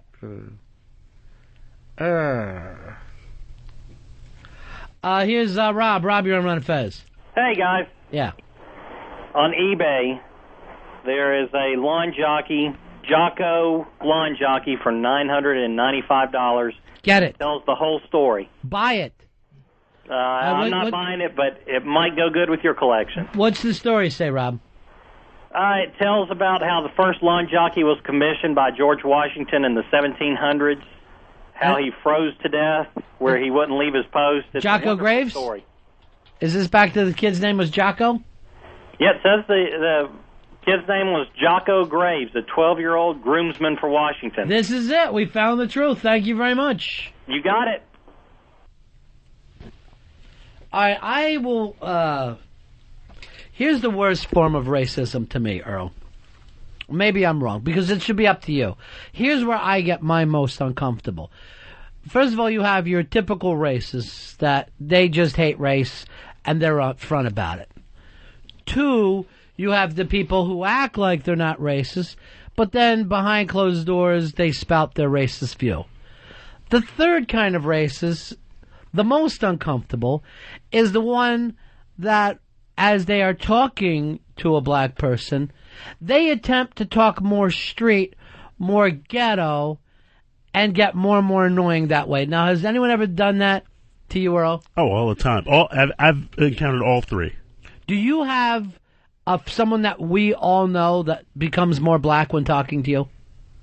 No, you don't know directly. I've had white friends that I, went to school with. Yeah. They suddenly became more black when they were in my presence, but then the second I was gone or whatever, right, they just became them. They became quote-unquote white again. Fezzy and I have a good friend that when we would be talking to black people would all but give me some skin. I mean, he would really go to 1970s black, like Rolo. He fucking would turn into Rolo, and it would be so cringe-inducing that I can't even comprehend it. A lot of hey brother. A lot of brother got used an awful lot. And even you knows what I would literally have to leave. It would really, and he thought he was relating. He thought he was doing something good. In the vein of this, Fez, we have a tape that was sent to us by a hot young DJ who runs by the name of Crazy Jen. Now, Crazy Jen says she's from Jersey, right? Yeah, from Trenton, New Jersey. Right. And then she moved down south, so she sounds completely southern all the time. Yeah, I think she sounds total hayseed. She sounds like Hillbilly Jim. She's down south. She's doing an interview on her little internet radio show with an actor by the name of what, Fez? Rodney Perry. Now, I have no idea who Rodney Perry is. Apparently, he has done some of the movies that are out there and some TV stuff. Yeah, I think he's done some Comedy Central stuff. Okay. Anybody know him? Earl, do you know him? Not familiar with him. Nobody does. IMDb him if you can, and we'll find out any place we can get a hold of him. So, and let's try to get a hold of Crazy Jen, too. Because, and I don't know what hours she works during the daytime. But she sent me this and said, if you like it, do you think you will run it? I started listening to it, Fez. I could not stop wincing. I was wincing. It was like seeing a car wreck, okay? But in the middle of the wreck, a woman gets raped. The woman that was driving gets raped and then has a forced abortion. And the fetus is still trying to live. What are the odds? That's how I felt listening to this. So the guy's name is what, Fez? Rodney Perry. Here's some of the things he's done. He was in Johnson Family Vacation. Okay. As Cousin Lump. So Fresh, So Clean, a down and dirty comedy. He was Lovey there. Well, I will tell you this. You won't get anything from this listening to the interview. There will be no hookup. She doesn't say who she's talking to or why in the interview. So I wanted to kind of set up who the gentleman was. Now, the problem is there's terrible sound quality where she's loud and you can barely hear the guy. But really focus on her anyway, because there's no reason to care about what he's saying. All right, let's take a listen to this. Crazy Jen, her brand new interview show, which is on thecosmiccircus.com. How you doing? I'm good. I seen you on BT a little couple times. I'm a little nervous here. Oh, don't be nervous, baby. You know, you're funny as hell. You are on a Johnson. Yeah, we're on. We're on. It's called my show's called Almost Live from the Trailer. Ain't nobody thought I could get some Hollywood celebrity to interview in a trailer park. I said, you know what? I said, I know Rodney Perry. I seen his work. And I said, my man is down to earth. And all right, Fez, you've listened. You know her quite a bit. There's no way she talks in this accent already. Yeah, she's already putting on because she's so excited she's got this guy on the phone. Yeah. So she's already putting it on nice and thick. He knows what it is to struggle. You come from Louisiana? Yeah, I'm from Trenton. All right, let's just stop it for a second again. Why should he know what it is to struggle? She has no idea who he is, what his background is, and yet she assumes he's black, so he had to come apart. And immediately, what does she try to say? I'm from the ghetto. I'm from bad times. Yeah, and she already starts changing her grammar. You from Louisiana? Like he's a po' boy or something. That's a sandwich. Oh, yeah. You know about Trenton? So uncomfortable. Hey. Hello. You know, yeah, I can hear you. Is my phone all messed up? No, I can hear you good, sweetie. Hey, Jen, first of all, I just want to say, man, I really love your show. I'm glad you asked me to be on. I got my kids in the back seat right now. I'm driving through Los Angeles. So I'm a little ghetto myself. I think ghetto and trailer parks is right in the same level. Now, Rodney, let me ask you a question. For your kids, when they act up in the back seat, do you use the VCR or do you use the back of your hand? I use both. What the hell? Right away, why talk about beating his children? And let me ask you. Well, she does have to ask. Earl, you know her. She doesn't speak this way, right? No, not at all. She's usually, I'm a big, dumb, southern redneck retard. But I also want to point out, she's not out to try to hurt his feelings or mock him. She's just so crazy that she's becoming him like a down-home zealot. No, but in trying not to, she's actually done that. Yes, obviously. The uncomfortability is through the roof. You can hear his horror. Let me ask you, you got to give them children the back of your hand? All right, go ahead. You use them both. I'll swing on them whatever works, you know what I mean? I got you. See, back in my... You ain't... I hear her screaming now. Good man. What? Hey, kids, how you doing? Your dad is cool, huh? What your kids think that... Hey, okay, that's enough, man. Be quiet. Hey, how old your kids? I got my 3 and my 5-year-old in the car right now. I'm going to pick up my son, who's 12. Now, who's the bad one? Who's the bad one? Yeah, because you know there's one bad one. My little one is the bad one right now. She's the queen of the house right now. She's smart as hell, though, isn't she? Oh, man, my God. It's amazing how you raise these children, man, and they pick up so much. I mean, my 5-year-old can go and click around the internet, and she understands how to get on websites. And so, you know, it's amazing just to watch, you know, how they are so much smarter than I was at their age. You know what I mean? It is, but you know what? They don't know the back in the day stuff, you know?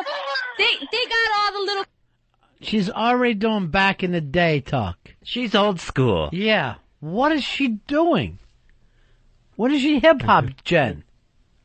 Crazy Jen has her own radio show. And who is this she's interviewing on, it looks like through 2 Dixie cups and some string? This is actor Rodney Perry. Who? No offense, but who? Computer games and everything, they never put no quarters in no video games, you know? We still put quarters in video games. The video arcade is not a piece of Americana from our past. It still exists. Go to a mall. Back in the day, you got McDonald's once a week, you know? Back in my day, see, we did the orange cheese in the cartons, the thick orange cheese. Yeah, we did government cheese. I don't know if you know anything about government cheese. I've had a couple of slices of government cheese. Did you? Back in the day, government cheese was almost like meat. You see, and my mama, she would say, you never go hungry. You have macaroni and cheese slices, tomato and cheese. When you're poor, they hook some. What is the point of this? What is the point of this, Moms Mabley? Why are you bringing this up to this man? She's talking about her mama. Mama back in the day. I think Mr. Perry might think she's black. Why wouldn't he? At this point, he's never met her, and he's like, remember back in the day? You asked me, oh, whoa, what are you doing, Jen? And when did we move to food stamps instead of the government actually handing out hunks of cheese? Every black comic does when the government handed out cheese. One time, there was some extra cheese that they handed out to people. And that has been done by stand-ups for the last 20 years. Something up, man. Hey, and that cheese stick to your ribs. You would never be too skinny messing with that cheese. Oh, you ain't kidding. And you knew you were poor when your milk had instructions to add some water into it, too. Now she's not only black, she's a black slave from the 1800s. What is she doing, Earl? She's saying, what's next? Yes, massa. She's Steve Martin from The Jerk. It is unbelievable. All right, keep it going. You have powdered milk, too? I have powdered milk. My mama had the Thanksgiving dinners delivered to the door in that nice basket. Don't play. And this is back in What does this have to do with an interview?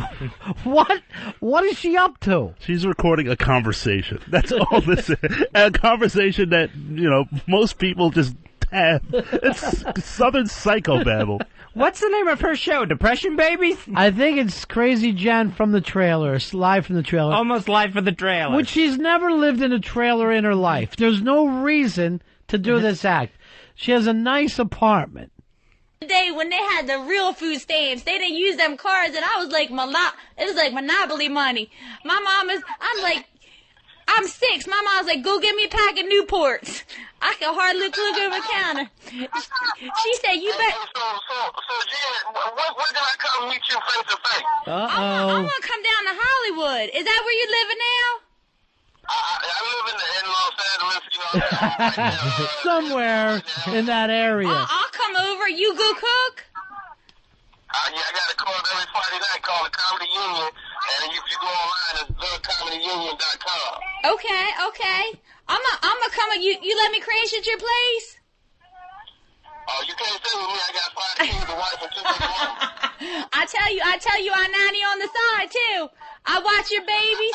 You give me some food, I'll hook them all up. All right, now she's turned into a mammy, where it's a reverse mammy where she's taking care of babies. I watch all your babies.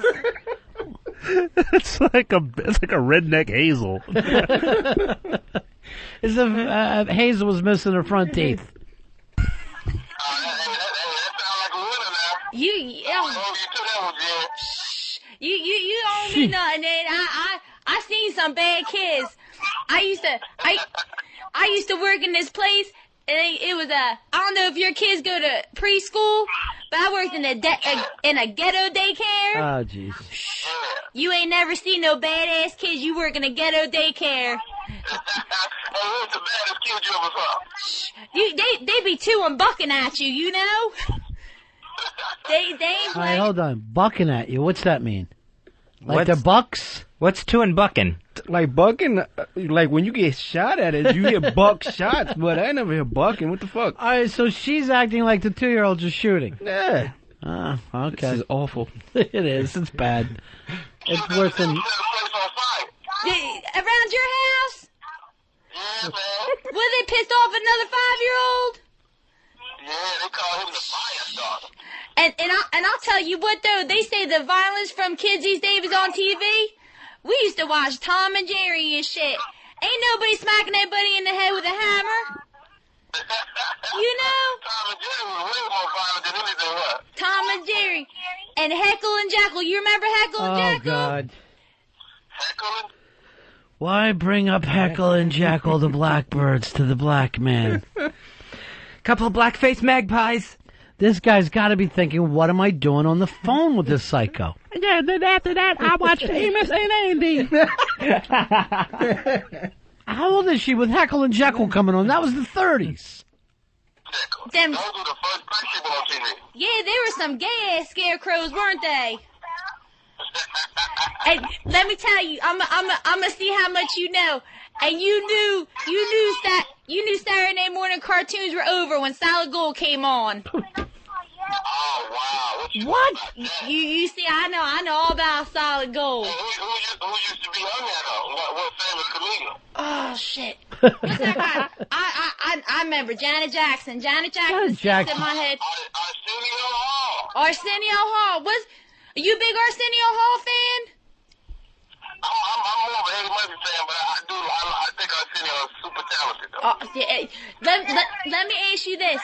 If you could go back in the day and star in one of them old school comedies, either Eddie Murphy or School Days or House Party, what would you be in?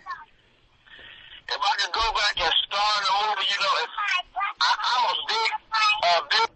All right, if there was a black time machine, where would your black ass get in? What is she doing, Earl? I have no. I'm awaiting. Remember when James Brown was on Soul Train with Don Corney? Ugh. Oh my God. Remember when Jackie Robinson broke the color barrier? I remember when Joe Louis knocked out that German, Max Schmeling. She acts like the man cannot talk about anything but black things. And she hasn't asked him about his career, nothing. Or said his name even once, right? No, that is it. We got it, I think, right up front.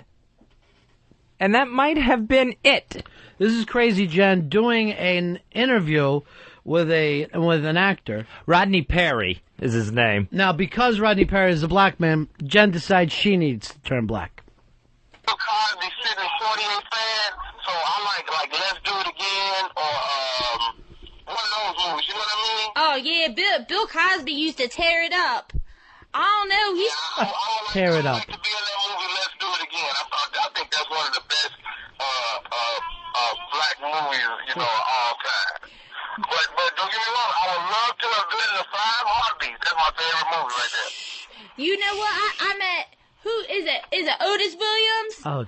Is it Otis Williams? That was Temptations, wasn't it? Right. Otis Williams, and I asked him, I said, Otis, you realize who you are? He said, yeah. He said, I gotta get up 4 o'clock in the morning and work that shit. I said, ain't that the truth, man? Ain't that the... What is she doing? And once I met Smokey Robinson, and I said, boy, you Smokey. And he said, yes, Miss Jim. I'm sure he didn't talk this way. Who was Otis Williams in the Temps? He was one of the founding members of it. I think he's the only one that's still alive out of the original Temptations. And she met him? Where? God knows where. She has just gone insane at this point. Gone insane? She came into this son of a bitch insane. The truth. How's things going now? You like Hollywood? Everything is going real good. I'm about to shoot a DVD on the 28th of this month. I'm producing it myself. It's called the Next Level Comedy Series. Light Skin and Dark Skin. It's me and my light skin boy David Arnold. And we put it together, and we're doing a DVD, man. And there's so many products out there that all look the same. So we want to do this more like an HBO special. Yeah. So it's gonna be both of us doing a half-hour piece, and it's gonna be housed on one DVD with extras and everything. Let me ask you a question. We got all these channels now. Satellite TV and stuff, and you can't hardly find anything funny on TV. What's up with these people? Are they is no creativity or you're funny as hell. I said, but they put out some stupid ass movies like that Harold and Kumar and all. It seems like, and I ain't getting on the white people or anything, but they put out some stupid ass motherfucking movies. All right, hold on. Let's stop there. You gotta be kidding me. You are white, Jen. As you're speaking down to white people, you're white, you maniac. You have completely turned into something that you're not. I thought she was white too when she said that. I am putting down white people. It went into a minstrel show from an white people put out some motherfucking bullshit movies. Earl, I see that you're in shock. If you can hear me, you can hear the sound of me tapping out. I'm like, stop this, please. I cannot take it anymore. And how about this line? She just goes, "You funny." Now I believe the car crash has ended, the rape has started, and we're coming into the abortion area. It's starting as we follow along in 3 acts. That's where we're going. You mean it gets worse? Oh, yes. Now the real uncomfortability starts. You know what I'm saying? You know what's happening out there in Hollywood is that there's kind of a trend, and Hollywood goes through the same trends that America goes through. So you may not see any ethnic or people of color, and then all of a sudden you'll see us in everything. So all we got to do is when we get our chance, we just got to put out quality products so we can keep being seen. I mean, I think that's so sad too. I mean, you know, and I don't know. Are you big Tyler Perry fan? You big Tyler Perry fan? Another black person I can throw at you. I do like Tyler Perry. I saw him live this year, and I was really amazed at how talented this guy was, man. Now, he is really a pleasure to watch. My wife and I went and caught his play at the Kodak Theater here in Los Angeles, and let me tell you something. This dude put on a show, and the funniest parts of the show was when he was impromptu. Right. Impromptu. And you know, and he does a lot of improv right off the top of his head, which is amazing. And that Medea character, let me tell you, she's just off the hook. Oh. But the thing is, though, like every white person I talk to, they're like, Tyler who? Medea? I mean, and you know, I talk to any black person, and they already bought the tape. They got the live version. You know what happens, and this is just the reality of America. It's sad. As a black entertainer, you really can't exist without. Well, you can exist, but if you really want to blow up, you got to make white people laugh. But you know, there are people that never ever have to entertain black people.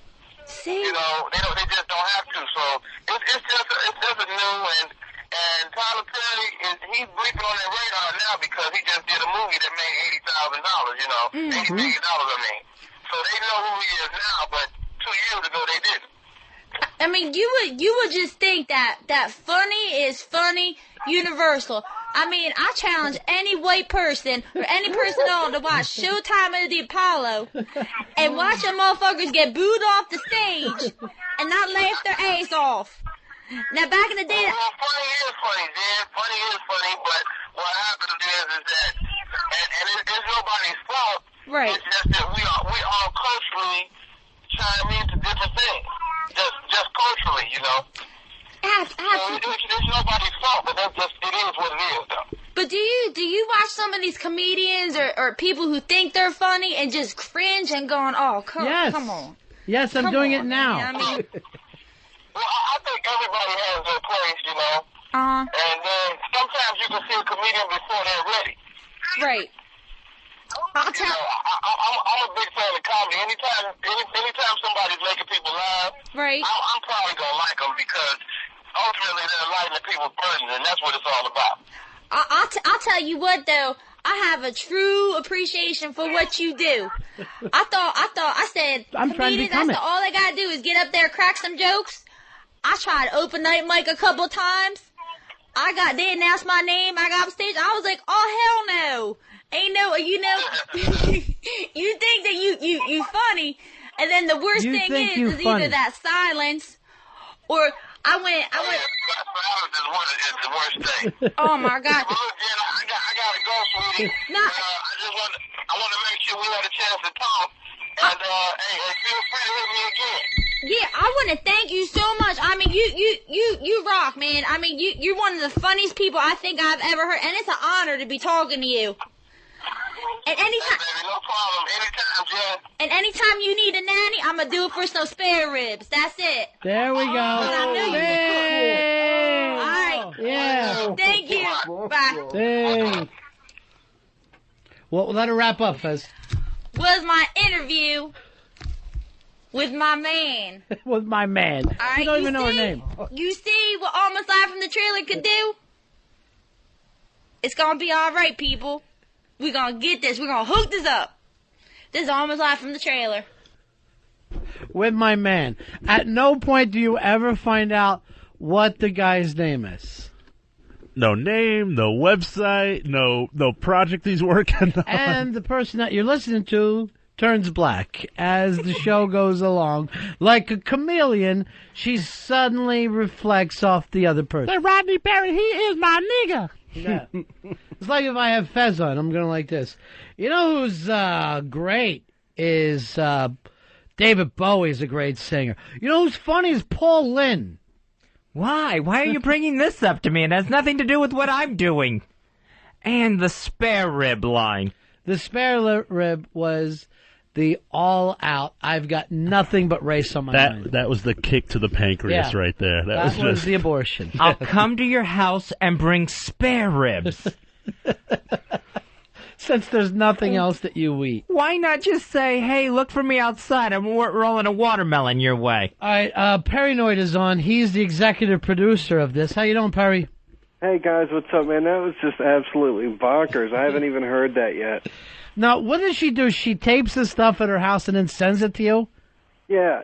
She just tapes a bunch of segments during the week, and then she'll email it over, and then we'll throw it up on the website on Sunday.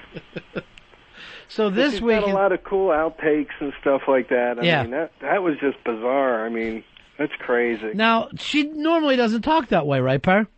No, she kind of, like you said, whoever she's talking to, like if she's talking to a Chinese person, she'll start going into that, you know. It's like whoever she's talking to, she just kind of parrots, you know. Try to push her in that area where, you know, next week it's a Puerto Rican and then an Asian person, and let's see how much of this down-home Zelig that we could keep going. I'm with Makacho.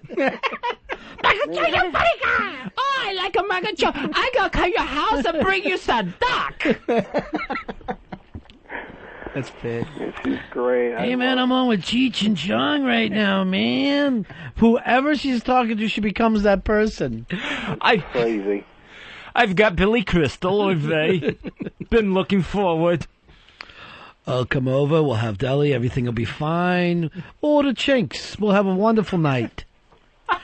Perry, how's everything going with the Giant Show? Giant Show's going great. The guy's just slaying them each week. Big with the wrestling crowd. And he got a big write-up somewhere, somebody told me. He got mentioned in Spin. Magazine's going nuts over him. Derek Walters from Spin Magazine called it the funniest show you'll never hear or something like that. It's all happening at the Cosmic Circus. Yeah, thecosmiccircus.com. We got some really groovy things coming up this weekend, so check it out. But I think Jen and Perrynoid are headed up your way soon, if that's cool. We'd love to see you. We're going to party. I'm doing the David Blaine challenge. Can I stay in a car with Jen for 4 hours? I'm telling you right now, I'd rather be underwater. I would rather be underwater. You'll both have to hold your breath. Yeah. We're going to make history real soon, folks. All right, buddy. I don't even know what the hell I called in for. I'm all dazed. This is like a dream or something, man. That was just the nuttiest thing I ever heard. So you haven't got it yet, huh? No. I mean, I got the first two she sent where it's like outtakes of him blowing her off, which is really funny. You know, it's like, you sound like a kid. Who is this? You know, I always find it Why funny. you do me like that? Exactly. Like, what's going through his mind after the interview? That's what I want to know, you know. How many people do you think are listening to her show? I know she's like the rookie, so... She's got, believe it or not, like, I was really surprised there were a lot of downloads for her show. You know, she's around, you know, I don't want to give out numbers. Yeah, I know, I understand. Okay. You know, let's just say she's going to own internet radio real soon if she keeps going the way she is. All right, Perry. Thanks, guys. TheCosmicCircus.com. It's these little shows that you can download, and people are doing them out of their house. Soon, everybody will have their own radio show. And Sunday, Crazy Jen's interview with Rodney Perry. If that makes it. Should be available. There's not some cease and desist from his attorney. And next week, I will have David Duke of the Ku Klux Klan. You know what I hate about blacks? She'll just be acting like that. That's my problem with him too, Dave. I'm so glad to have you on here. I was proud when my daddy put on his sheet. She just because I would like to have like Emerald Lagasse on and just become a cucumber in front of our eyes, just to see whatever he's slicing, she'll turn into. That was one of the weirdest metamorphoses I've seen. Man, she's a nut. All right, we're going to take a break. We'll come back just a few moments. You're going to have the guy on from the Food Network, right, Guy? Oh, Guy's tomorrow. Oh, Guy's tomorrow. I thought that was today for some reason. Nah, it's tomorrow. All right, so nothing today?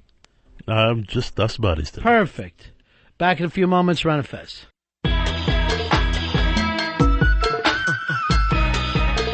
pimpin', baby. Big pimpin', spinach. Feel me?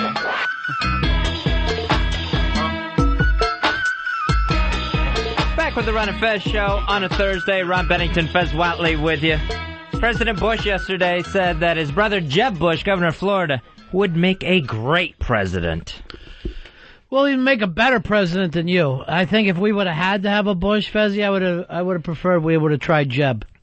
Jeb, they always said, was the one that was supposed to run for the White House first, but he lost his first election to be Florida governor, and W became governor of Texas in between. So once again, Florida screws us over twice. Yeah, so Jeb was supposed to be headed towards the White House long before the other one, who really didn't seem to care to try out for the job whatsoever. I think what's going to happen with Jeb is he's going to enter that Florida Senate race. I can't tell you how less interested I am in anything that has the name Bush or Clinton attached to it. Neither one of those families do I have a single moment for. When Jeb's done, then maybe Chelsea will be old enough to run, and we'll have another Clinton in line. It does seem like we're making a joke out of our own country. There's no doubt about it. And there's another George, I think like George P. Bush. He's like in his early 30s. They're grooming him for the big house too. Yeah, that's Jeb's son. These people make me long for the Kennedys. That's how bad it is. Patrick Kennedy, pictures of him in blackface dressed as Michael Jackson coming out in the National Enquirer. These pictures were from 1989, so it's basically the kick 'em while they're down mentality. In 89, he probably meant it in a good way.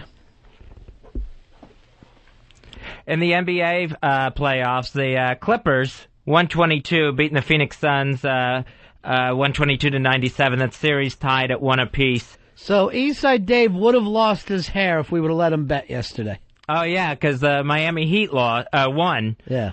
Beating the Nets 111-89. That series tied 1 apiece. Eastside said the Nets wouldn't lose another game throughout the playoffs. You going to shave your head down, Dave? You going to do the right thing?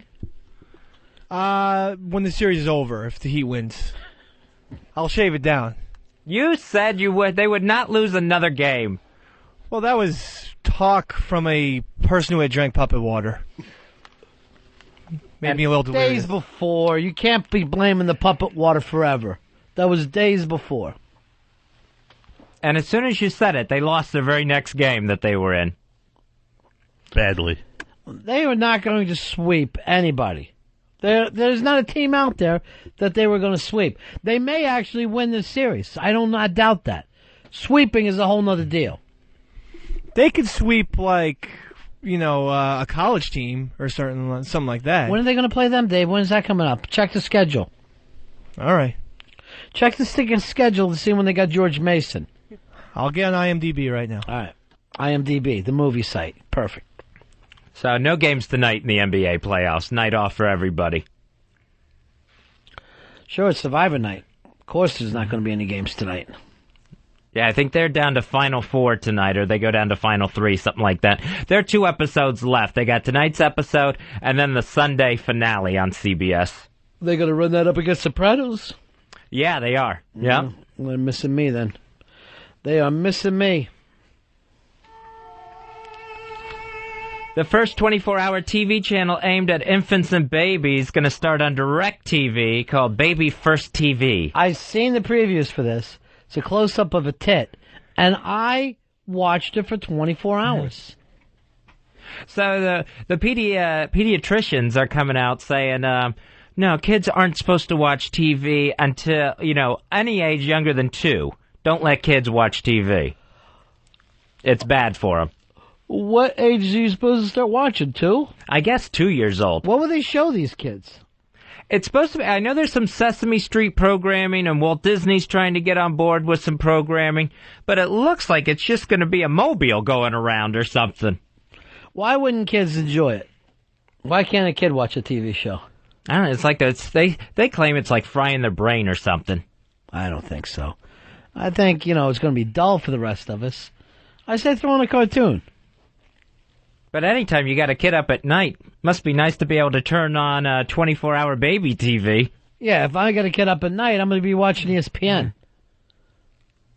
Why am I going to be worried about his needs? Oh, he's up. Let him watch a show. No, I'll burp you and walk you back and forth, but I'd like to know the scores, please.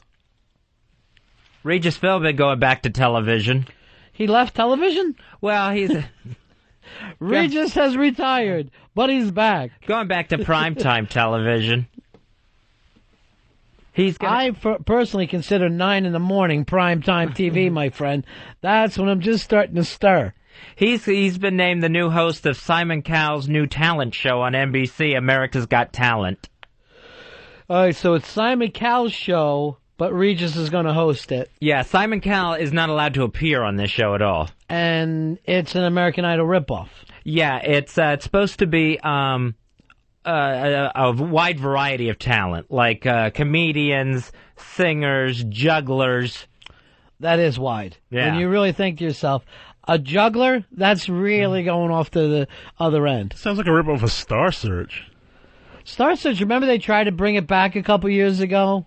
Remember when they had that government cheese? So yeah, it seems like it's going to be a little more middle of the road. Somebody will watch. Now, did you notice last night on American Idol, in the crowd were all the inventors? All the inventors from Simon Cowell's other show. I didn't were sitting notice there. that. Yeah, they were sitting right behind the beautiful blonde that got a chance to talk with that fake thing.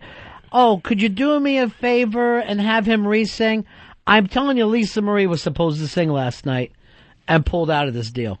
Rebecca Romaine. And that was Stamos? Yeah, that was totally No more Stamos. The Stamos is gone. She's still with that other kid, though, huh? From Stand By Me. Pez. Cherry-flavored Pez. That's how she got him. He had to say to her, I was the cute fat kid by Stand By Me. What woman would turn that down? I hope he puts his weight back on again. So, yeah, and she's in the new X-Men movie. She's returning to film. The thing that I did like last night was the fact, on American Idol, was the fact that it did look like even Simon thought it was a bad idea. Like, even Simon looked like, oh shit, America made a huge mistake. By next week, he'll act like they didn't. But as of right now, he's not happy with it. No, he was as shocked as anybody, including that bald-headed kid, Chris Daughtry.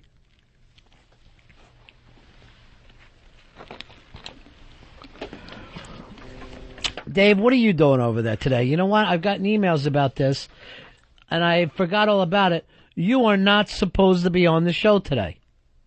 Today was Dave Free Thursdays. Yeah, so I decided to speak very little. And I forgot that it was Dave Free. I did remember. That's why I haven't been running in at all. And that is the truth. That is 100% my fault then. I wouldn't even blame Dave. I forgot all about it. So today doesn't get thrown in towards it. Yeah, that's... Maybe it's a Dave Free Friday. That's why I was so happy to talk about Top Chef. But you asked me and I remembered, oh shit, it's Dave Free... Why wouldn't you just come to the mic and say it's Dave Free Thursday? That would have been a better... Instead of making it feel like, why am I trying to yank information out of him? Sorry. I forgot. Rocco, you're on Ron and Fez. Hey, man, how you guys doing, buddy? Cool in the gang, my friend. Sweet, man. You know, it's bad enough that Dave has to come in and suck the funny out of the room like his girlfriend on a chef, man, but now he's pulling for my heat, man. I got a bunch of money riding on this thing, man. How much money did you put down, Rocco? Man, about $2. Why would you bet on the Heat? Well, man, it's the Shack Attack, brother. I mean, don't let this looking like Shrek fool you. He's got it going on, man. 99 he had it going on. I don't know about anymore. He spent so much of this year injured. It just doesn't work for me. I certainly don't see it as a lock anywhere. And, the refs are very, they're whistle happy now, so he's always in foul trouble in the first half. Yeah, he is in foul trouble quick. It's like the first 5 minutes of the game. He has 2 fouls already. He has to take a seat. 866 Ron Zero Fez. 866 Ron Zero Fez. No games tonight, and then we pick up how many games tomorrow, Fez? And then I think it might be 3 games tomorrow? Yeah. Should be a busy weekend for us. Then we'll get down, and once we're at the semifinals, you got to really start and lock in. It always is exciting at the end of the year with basketball.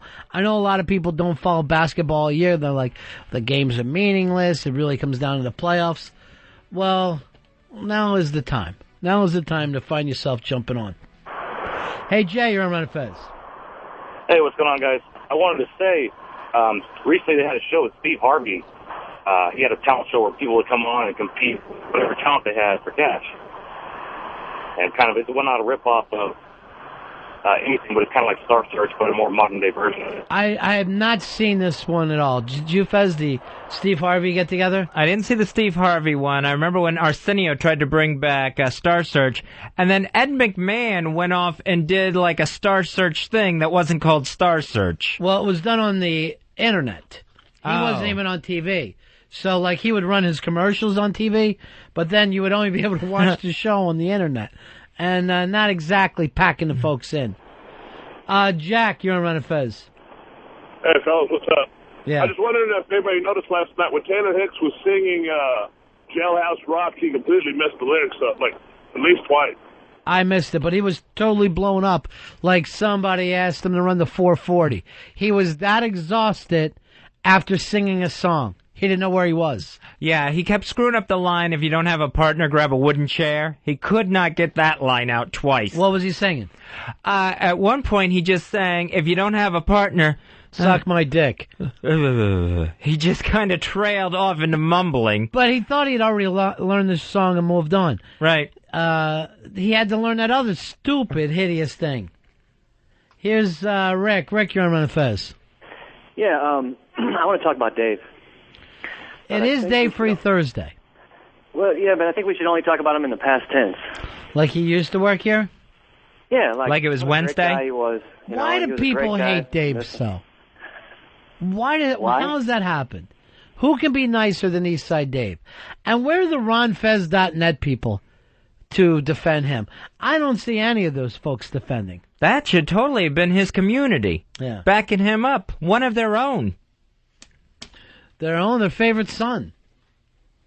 Their favorite son. Like they all got together and had a little redheaded baby. And then he went on an adventure to find rings. Hey, Ronnie, you're on the Ron and Fez show.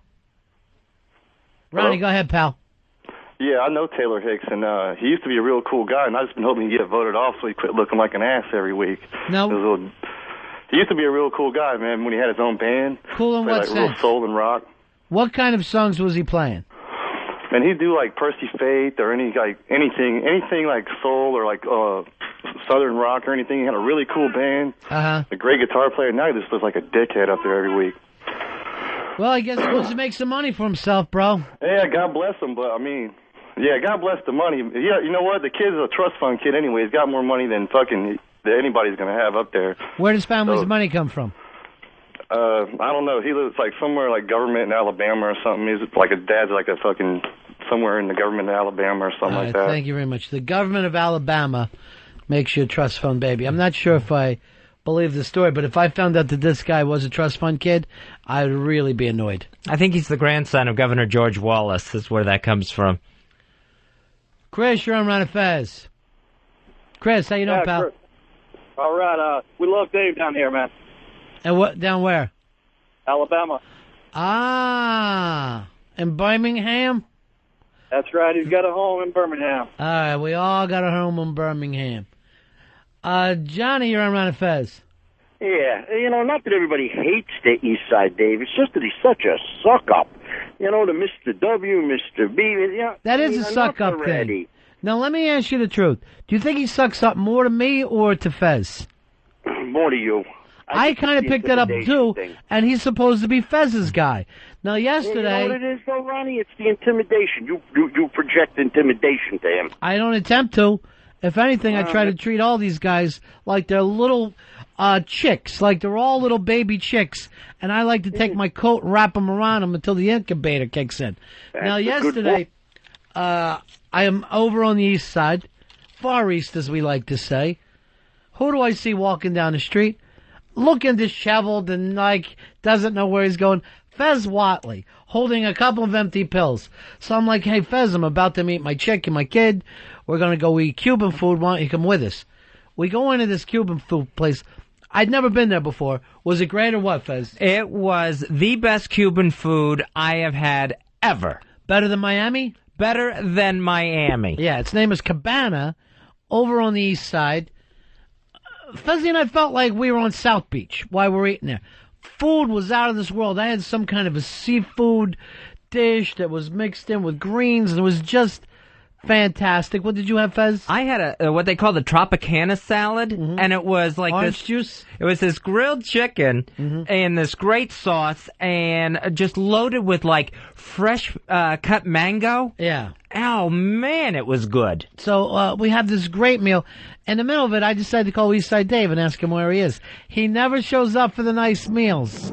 Never. I don't know what happens with him.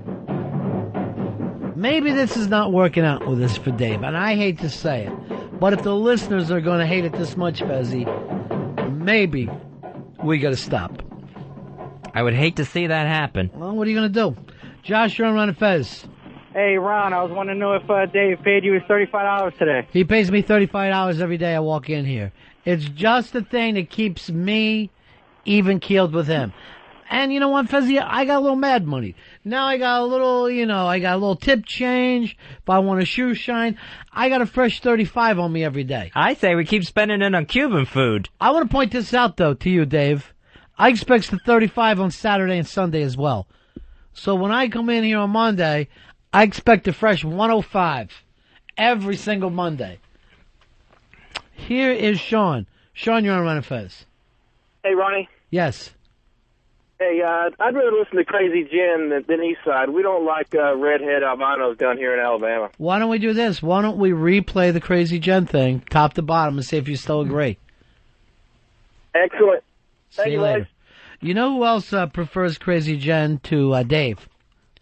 Who's that? Crazy Jen. Oh, yeah. She is constantly telling me that he took her spot, that she wanted to do a puppet act. As a matter of fact, I hear on her show, she does have a puppet on there sometimes. Now, I've never seen her with a puppet whatsoever until Roberto started coming around. Doesn't matter when it happens, Fez. It's how good. It's how good. Are you saying that the Munsters are no good because the Addams Family beat them? Oh, I prefer the Munsters. Thank you. Maybe you'll like Roberta better, and that is Crazy Jen's puppet. Dave, you're on Ron and Fez. Hey, guys. Problem with Eastside Dave is he just tries too damn hard. He's always got to take the ridiculous side of an opinion instead of just talking to you guys. Instead of being a person. Exactly. It's like, I got a 12-foot dick or whatever it is. I know. I hate when he acts ridiculous. like... I know his dick isn't 12 feet. I know that's a crazy number. He wouldn't be able to walk. And Fezzy, this is your guy. My guy, Earl, is back on an even keel. He's running the ship again. Everybody's happy with him. Eastside Dave, you're way too ridiculous in the things that you say. So I am allowed to give an opinion. I didn't want to overstep Eastside Dave Free Thursday. No, it is still Eastside Dave Free Thursday. But we do want you to know this. Even on a Free Thursday, people are annoyed with you. Even when you do nothing, people are annoyed. There's Taylor Hicks on TV, Fezzy. He's doing CNN right now. That's John Roberts from CNN. It's fantastic. Trying too hard, not very accurate. But even if that was the case, wouldn't that be better than not trying at all? Why do you take your opinion to the ridiculous? Why can't you be a human being? I don't take it to ridiculous. I think people have very one-dimensional views on issues, and I took lots of acid, and thus have we all did. Okay, everybody's done acid. Well, I see things from a different angle. I'm sorry that I'm an original thinker like Thomas Edison, keep living in the South. I would say there you are. You've taken it to an extreme, calling yourself Thomas Edison. You're annoying people, and let's just drop it. Let's just pull it down. Dave, you're on Ron and Fez. Hey, what's up? Hey, Harry T was nowhere near as annoying as Dave is. And that stupid puppet thing, that's what made everybody turn on him, I think. Actually, the puppet thing has put him over more than at all. And I heard O&A raving about the David Blaine puppet act, saying they wish they would have thought about it today. So that's nice for you, Dave. Thank you. That's a And huge Roberto. compliment. Yeah. And I think they know. You and Roberto. Oh. And they hated Harry. Right. Well, see, so Roberto has his fan. Look, I do have some fans. I'm not vocal about it. What do you mean you're not vocal about it? Your fans should call in. You should not be saying I have fans. The fans should call in to defend you. Well, Blowhard says, Dave, I'd like to, say you're doing a great job. And I say, hey, stay on the topic. You wanted to call in about Cub Scouts. No. From now on, if somebody wants to say something about you, good or ill, let them say it. Usually, if I'm doing the phones, I usually do hang up because I feel like then it's going to be, it's going to look like I'm putting it up just to get my name out there in a positive light. So I hang up on the people. All right, let me go to this one. Here's somebody who wants to talk about you. Maybe it's one of your positive calls. Darren, you're on Ron and Fez. Yeah, the thing with Dave is it's just that he's an ass. He's that guy at the party that tries to be a real funny man, all witty, telling stories, but none of them are funny. They just make everybody around him real uncomfortable and awkward and will stay away from you. And that comes off really well over the air. So I kind of like that uncomfortability about Dave. He's a real ass. So. Well, was that compliment? Not really. Not if it says he likes when the show is going bad. But again, my problem here, Fez, why is this all about Dave? Well, you were bringing up news topics. You were telling us about Regis and I forget what else. Sports. We were talking about things. Now Dave comes in and it becomes a Dave conversation. He jumped in with Rebecca Romaine. And this is the problem Jenny Q has with him. Dave comes in and me and Dave talk, and where does Fez go? Well, I'm still here. You're here, but nobody gets to hear you on the radio. They want to hear Fez, not Dave. I only jumped in with Rebecca Romaine because I thought the Eastside Dave Free Thursday embargo had been temporarily suspended. First of all, I said range-free chicken is what I wanted for lunch today. How that came Dave Free Radio is beyond me. Josh, you're on Ron and Fez. Hey, how are you? Yes. Good. Listen, I think the beauty of the whole program is that you can predict right away. Like, Ronnie, you can come out with something and go, well, the 64 Mets had whatever, and in comes Dave. No, I can guarantee that the absolute truth is that they scored 143 points. And then you go, are you serious? And then Dave goes, maybe not. And you go, I don't think so. And Earl rushes in and says, you're right, Ronnie. Well, what? The Mets scored 143 points? They're not a basketball team. What the hell? He doesn't. He called from Montana. But let me point this out. I do have this biopic right now, this documentary for the Boondock Saints. It's called Overnight. It's about the making of the Boondock Saints. Yes. I know you wanted to see it, Dave. So I want you to take this. Thank you. And hand it to Earl. Wow. And Earl, I want you, this goes to the number one employee of the day. Run it over to him so I can watch it. Man. Hand it over. And I want you to enjoy that at your home tonight. Thank you, Ronnie. I'm honored. And then tomorrow you and I will discuss it. Yes, I would love to do that. Over lunch? Now, Earl, you're doing something smart here. You want to keep Eastside Dave here because it's always going to reflect better on you. It's always going to seem like you're doing a great job. What happens if we get a Cracker Jack in here? Then you got troubles. Yeah, the heat's on me. Yeah, then the heat is on you in a big, big way. Here's Dave. Dave, you're on Ron and Fez. Hello, buddies. Hey, buddy. Hey, listen, Ronnie, I think on the show, Eastside Dave sucks up to you, but off the show, I think he sucks off Fez. Out! All right, if you guys are doing that, do it on the air where everybody can experience. How can someone... What Dave does in his free time is really no one's concern. One caller says I disagree with Ron about it. Then one caller says I suck up.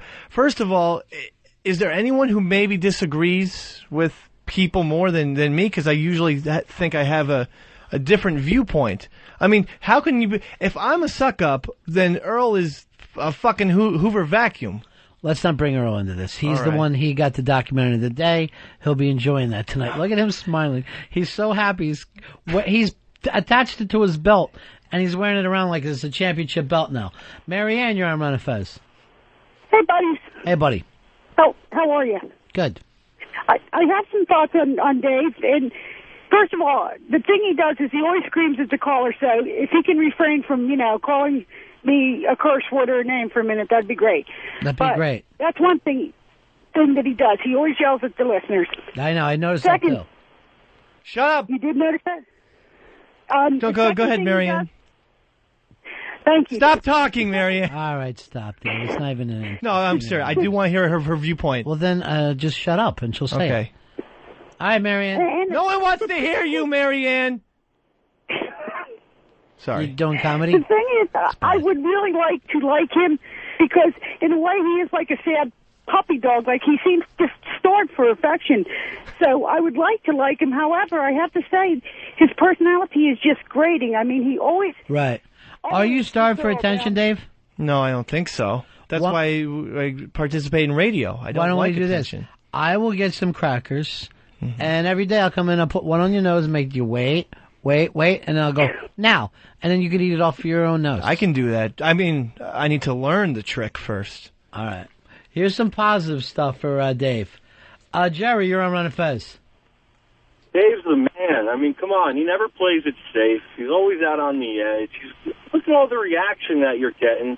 I mean, Ronnie, you're smarter than this, man. I can read right through this. You guys love it. Love what?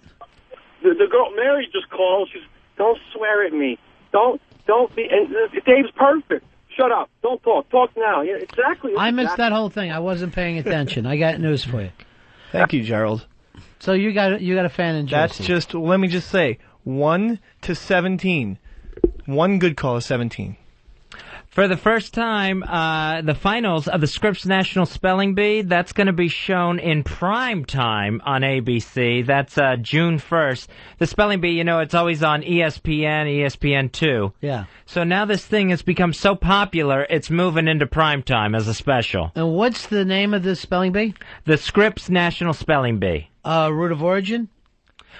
English? Could you use it in a sentence, please? The Scripps National Spelling Bee will be in prime time. I think I was in 5th grade. I lost the spelling bee. I was in threw a number. I had a 7 in there. I actually, somewhere in the middle of a word, I threw out the number 7. That will always slip you up. I don't know. To this day, I mean, I haven't gone back and checked your dictionary. I think I had it right. Unless you were spelling the title from Lucky Number 11.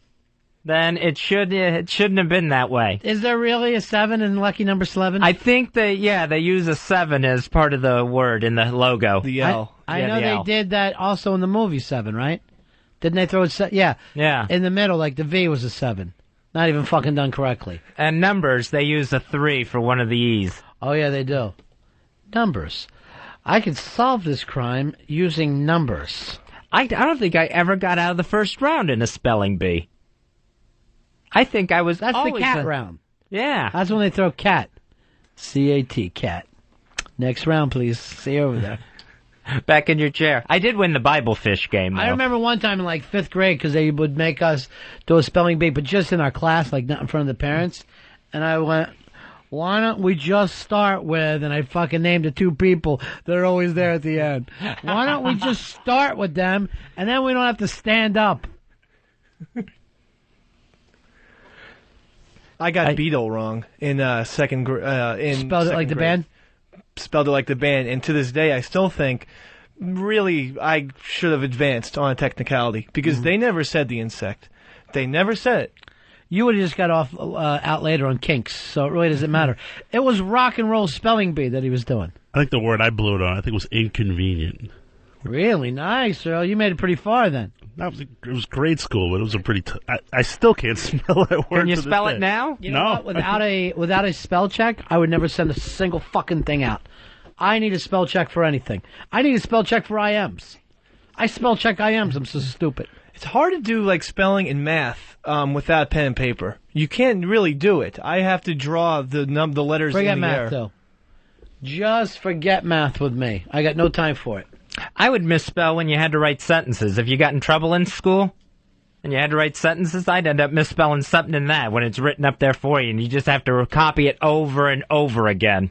I would just do that. I will. Not. Then they would hate when you do that. Plus, I would make the I like this, so it would just go all the way down. Just one line. There's my I. And then you try to throw some of these in. Wait a second. All the way That's down. railroad tracks. I know, but when you put a will next to it, it starts to make a little sense for you.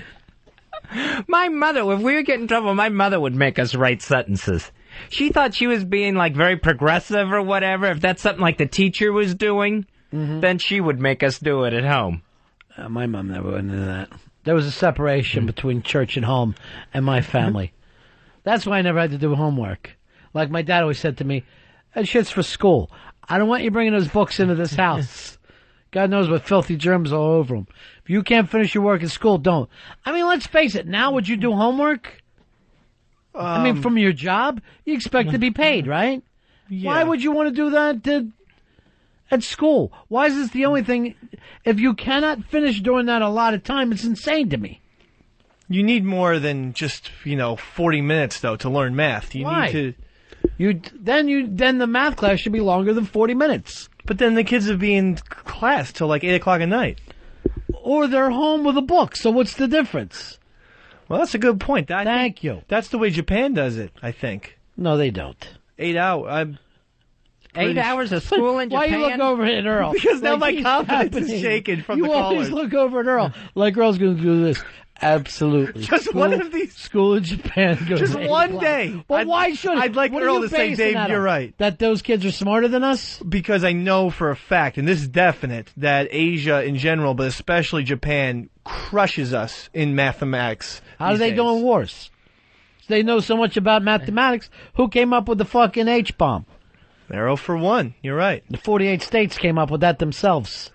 Okay. Yeah, and that's without the help of Alaska or that damn Hawaii. Hawaii wasn't a state in World War II? It was laying in ruins, my friend. Oh, yeah. Nobody even knew where Hawaii... When Pearl Harbor got bombed, people in New York were going, where? Pearl Bailey was bombed? What the hell? Slow down. You're talking crazy. Now say this again. Who bombed Pearl Bailey?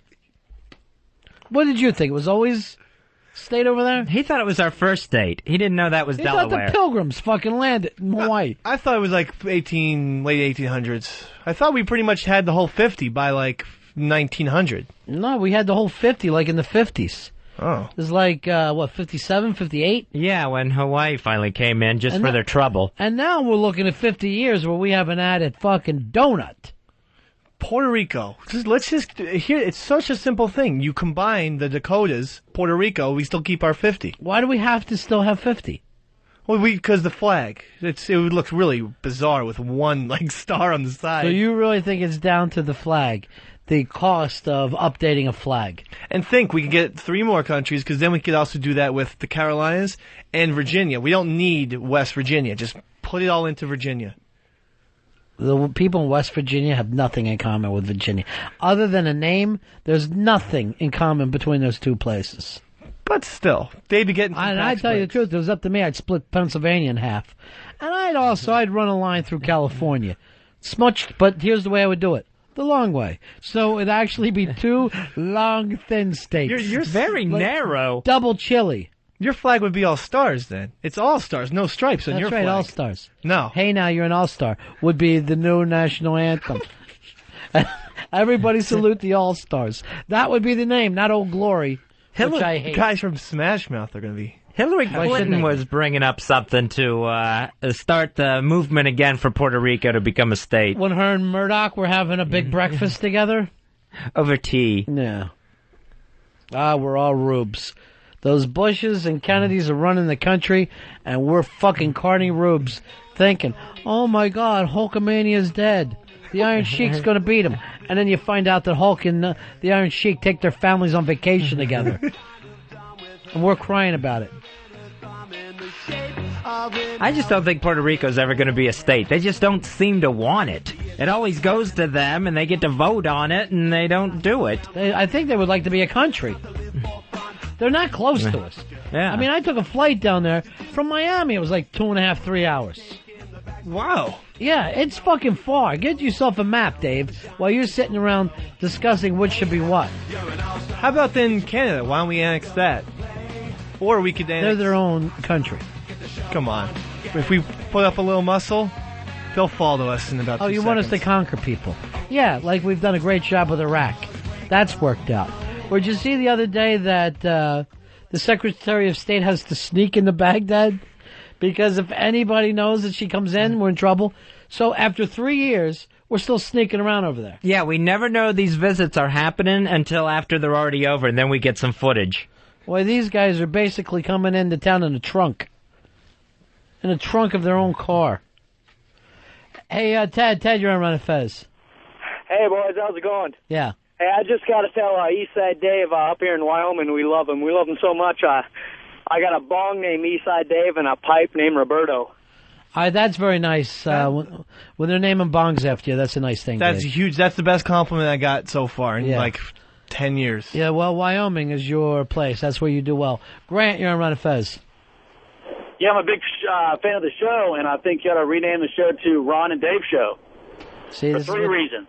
Yeah. 3 reasons. Number 1, he's a man's man. We all know that. He's a man's man. Number 2, he's Caucasian. And number 3, he's heterosexual. Punching out. Fez is all 3 of those things. Fezzy, this is what Jen worries about, that he is pushing you aside. I want you to stand up to this guy, Fez. If you even want to do the show anymore, I don't even know. Yes, I want to. Then why do you let him push you out of the way? You can push me back. You can punch me right now. Go ahead, Fez. Punch him. Come here. Let me punch you. Let me flare chop you. I'm right over here. Okay. Hey, Keith, you're on the Ron and Fez show. How are you? Hey guys, how are you? Hey, buddy. Just calling to say, big fan of the Dave and the Roberto. People are loving Dave and Roberto. Things are turning around. Thank yeah, you, man. dude. And Dave, keep it up, man. It's funny. Ouch! That was off guard. Here's Jeremy. You're on Ron and Fez. Hey, buddy. Yeah. Yeah, I think I know what it's going to take to win over the people for Eastside Dave.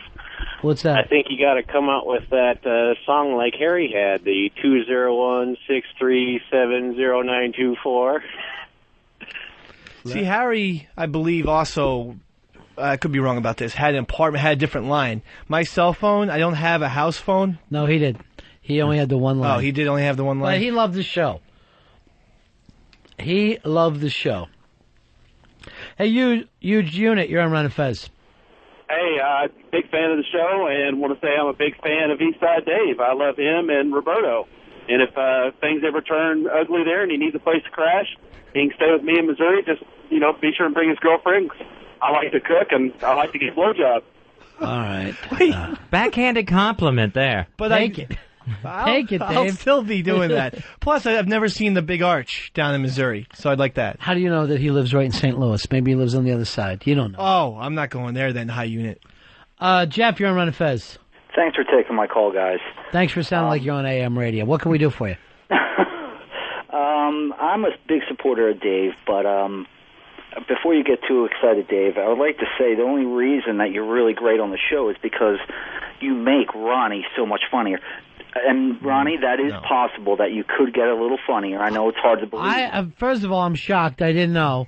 I didn't know that you could bowl higher than 300. So this is all stunning news to me. Ronnie, here's what you do. Yeah. When you're in a bad mood or you feel like you just got to pick it up yourself a little bit, you bring Dave in the studio. When you're on, kick him out. All right. Good point there. So Dave, see, I don't want to have you be my whipping dog. I don't think I want that to be your place in life.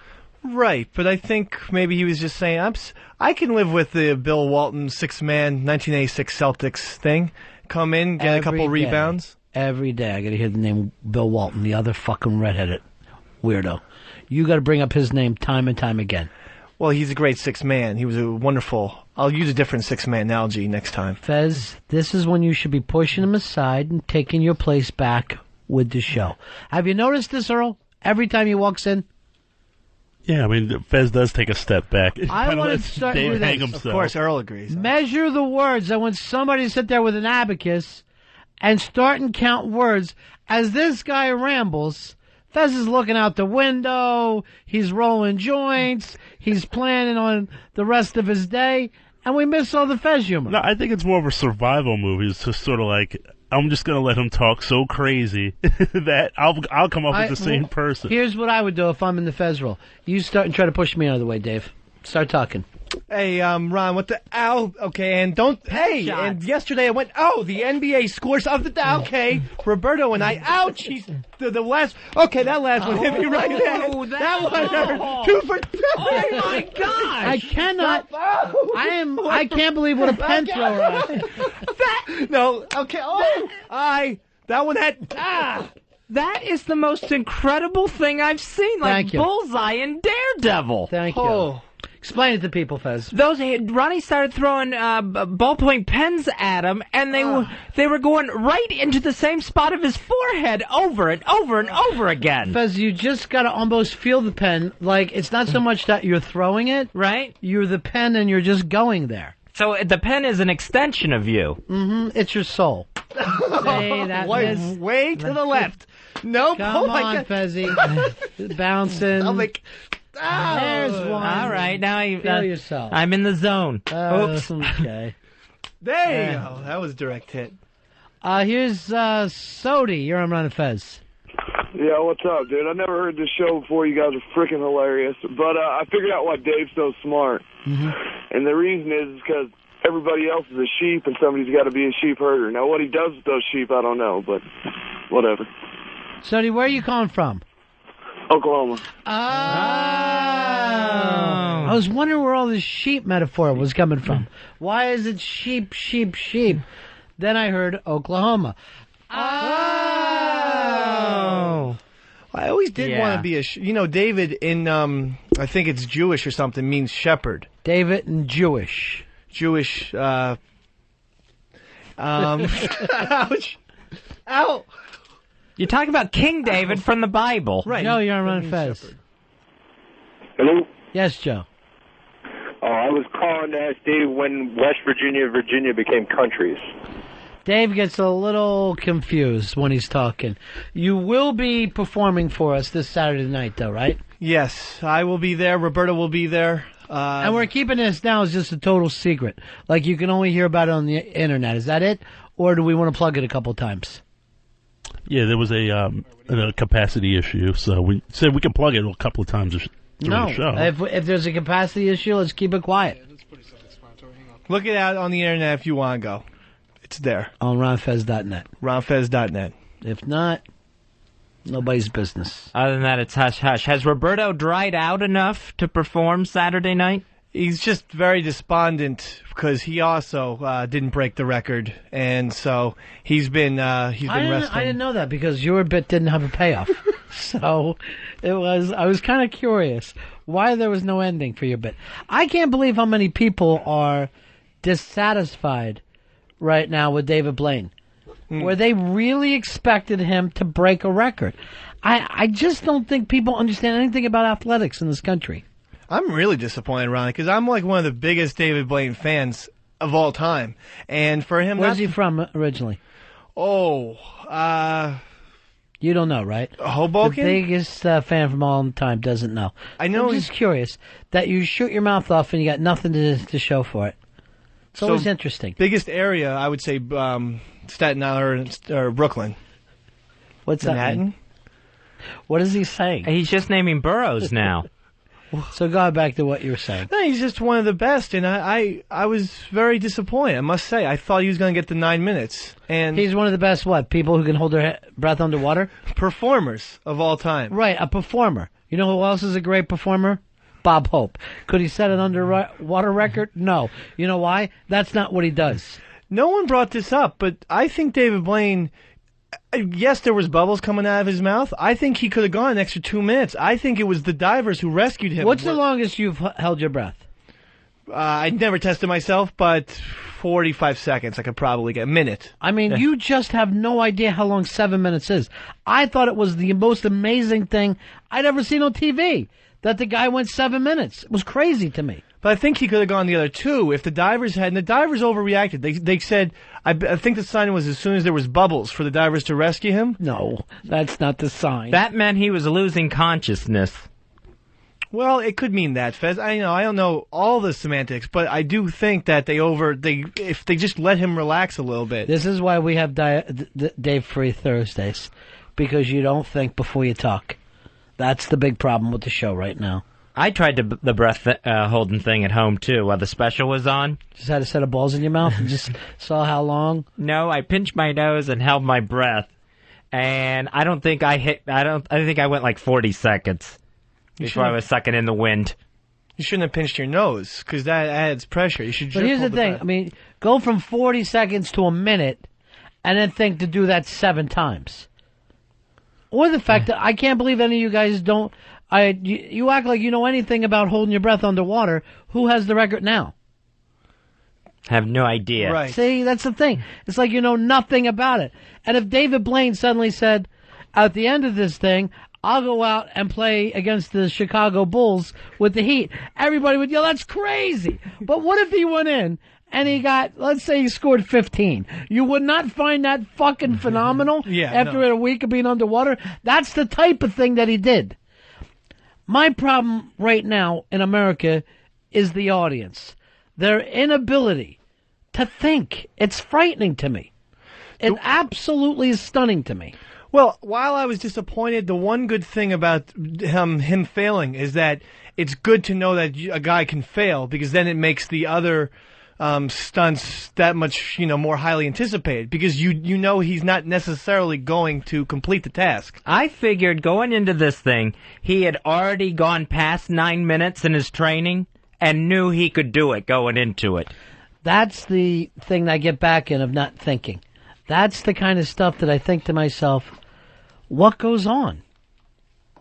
What goes on that you think a guy could set a world's record in anything? A guy who has no experience is just unbelievable to me. It's almost like a softball mentality. Like anybody can hit a ball, or anybody, because you can play softball, but that right, means... but you can't hit a ball 600-foot shot, and that's basically what he did with a softball, standing, throwing it in the air, and hitting it to see how far.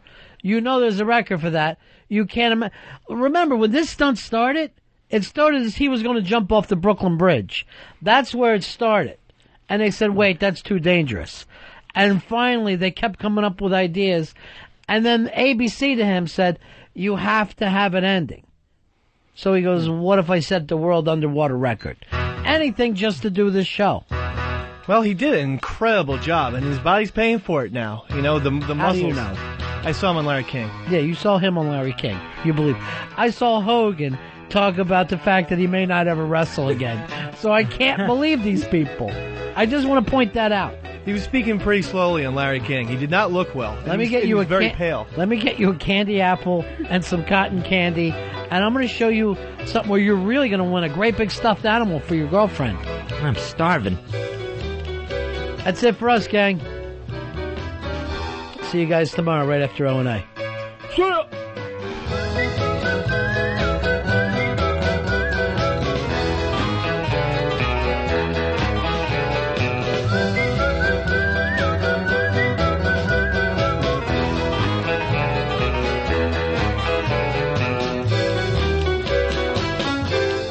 The Ron and Fez Show. XM 202.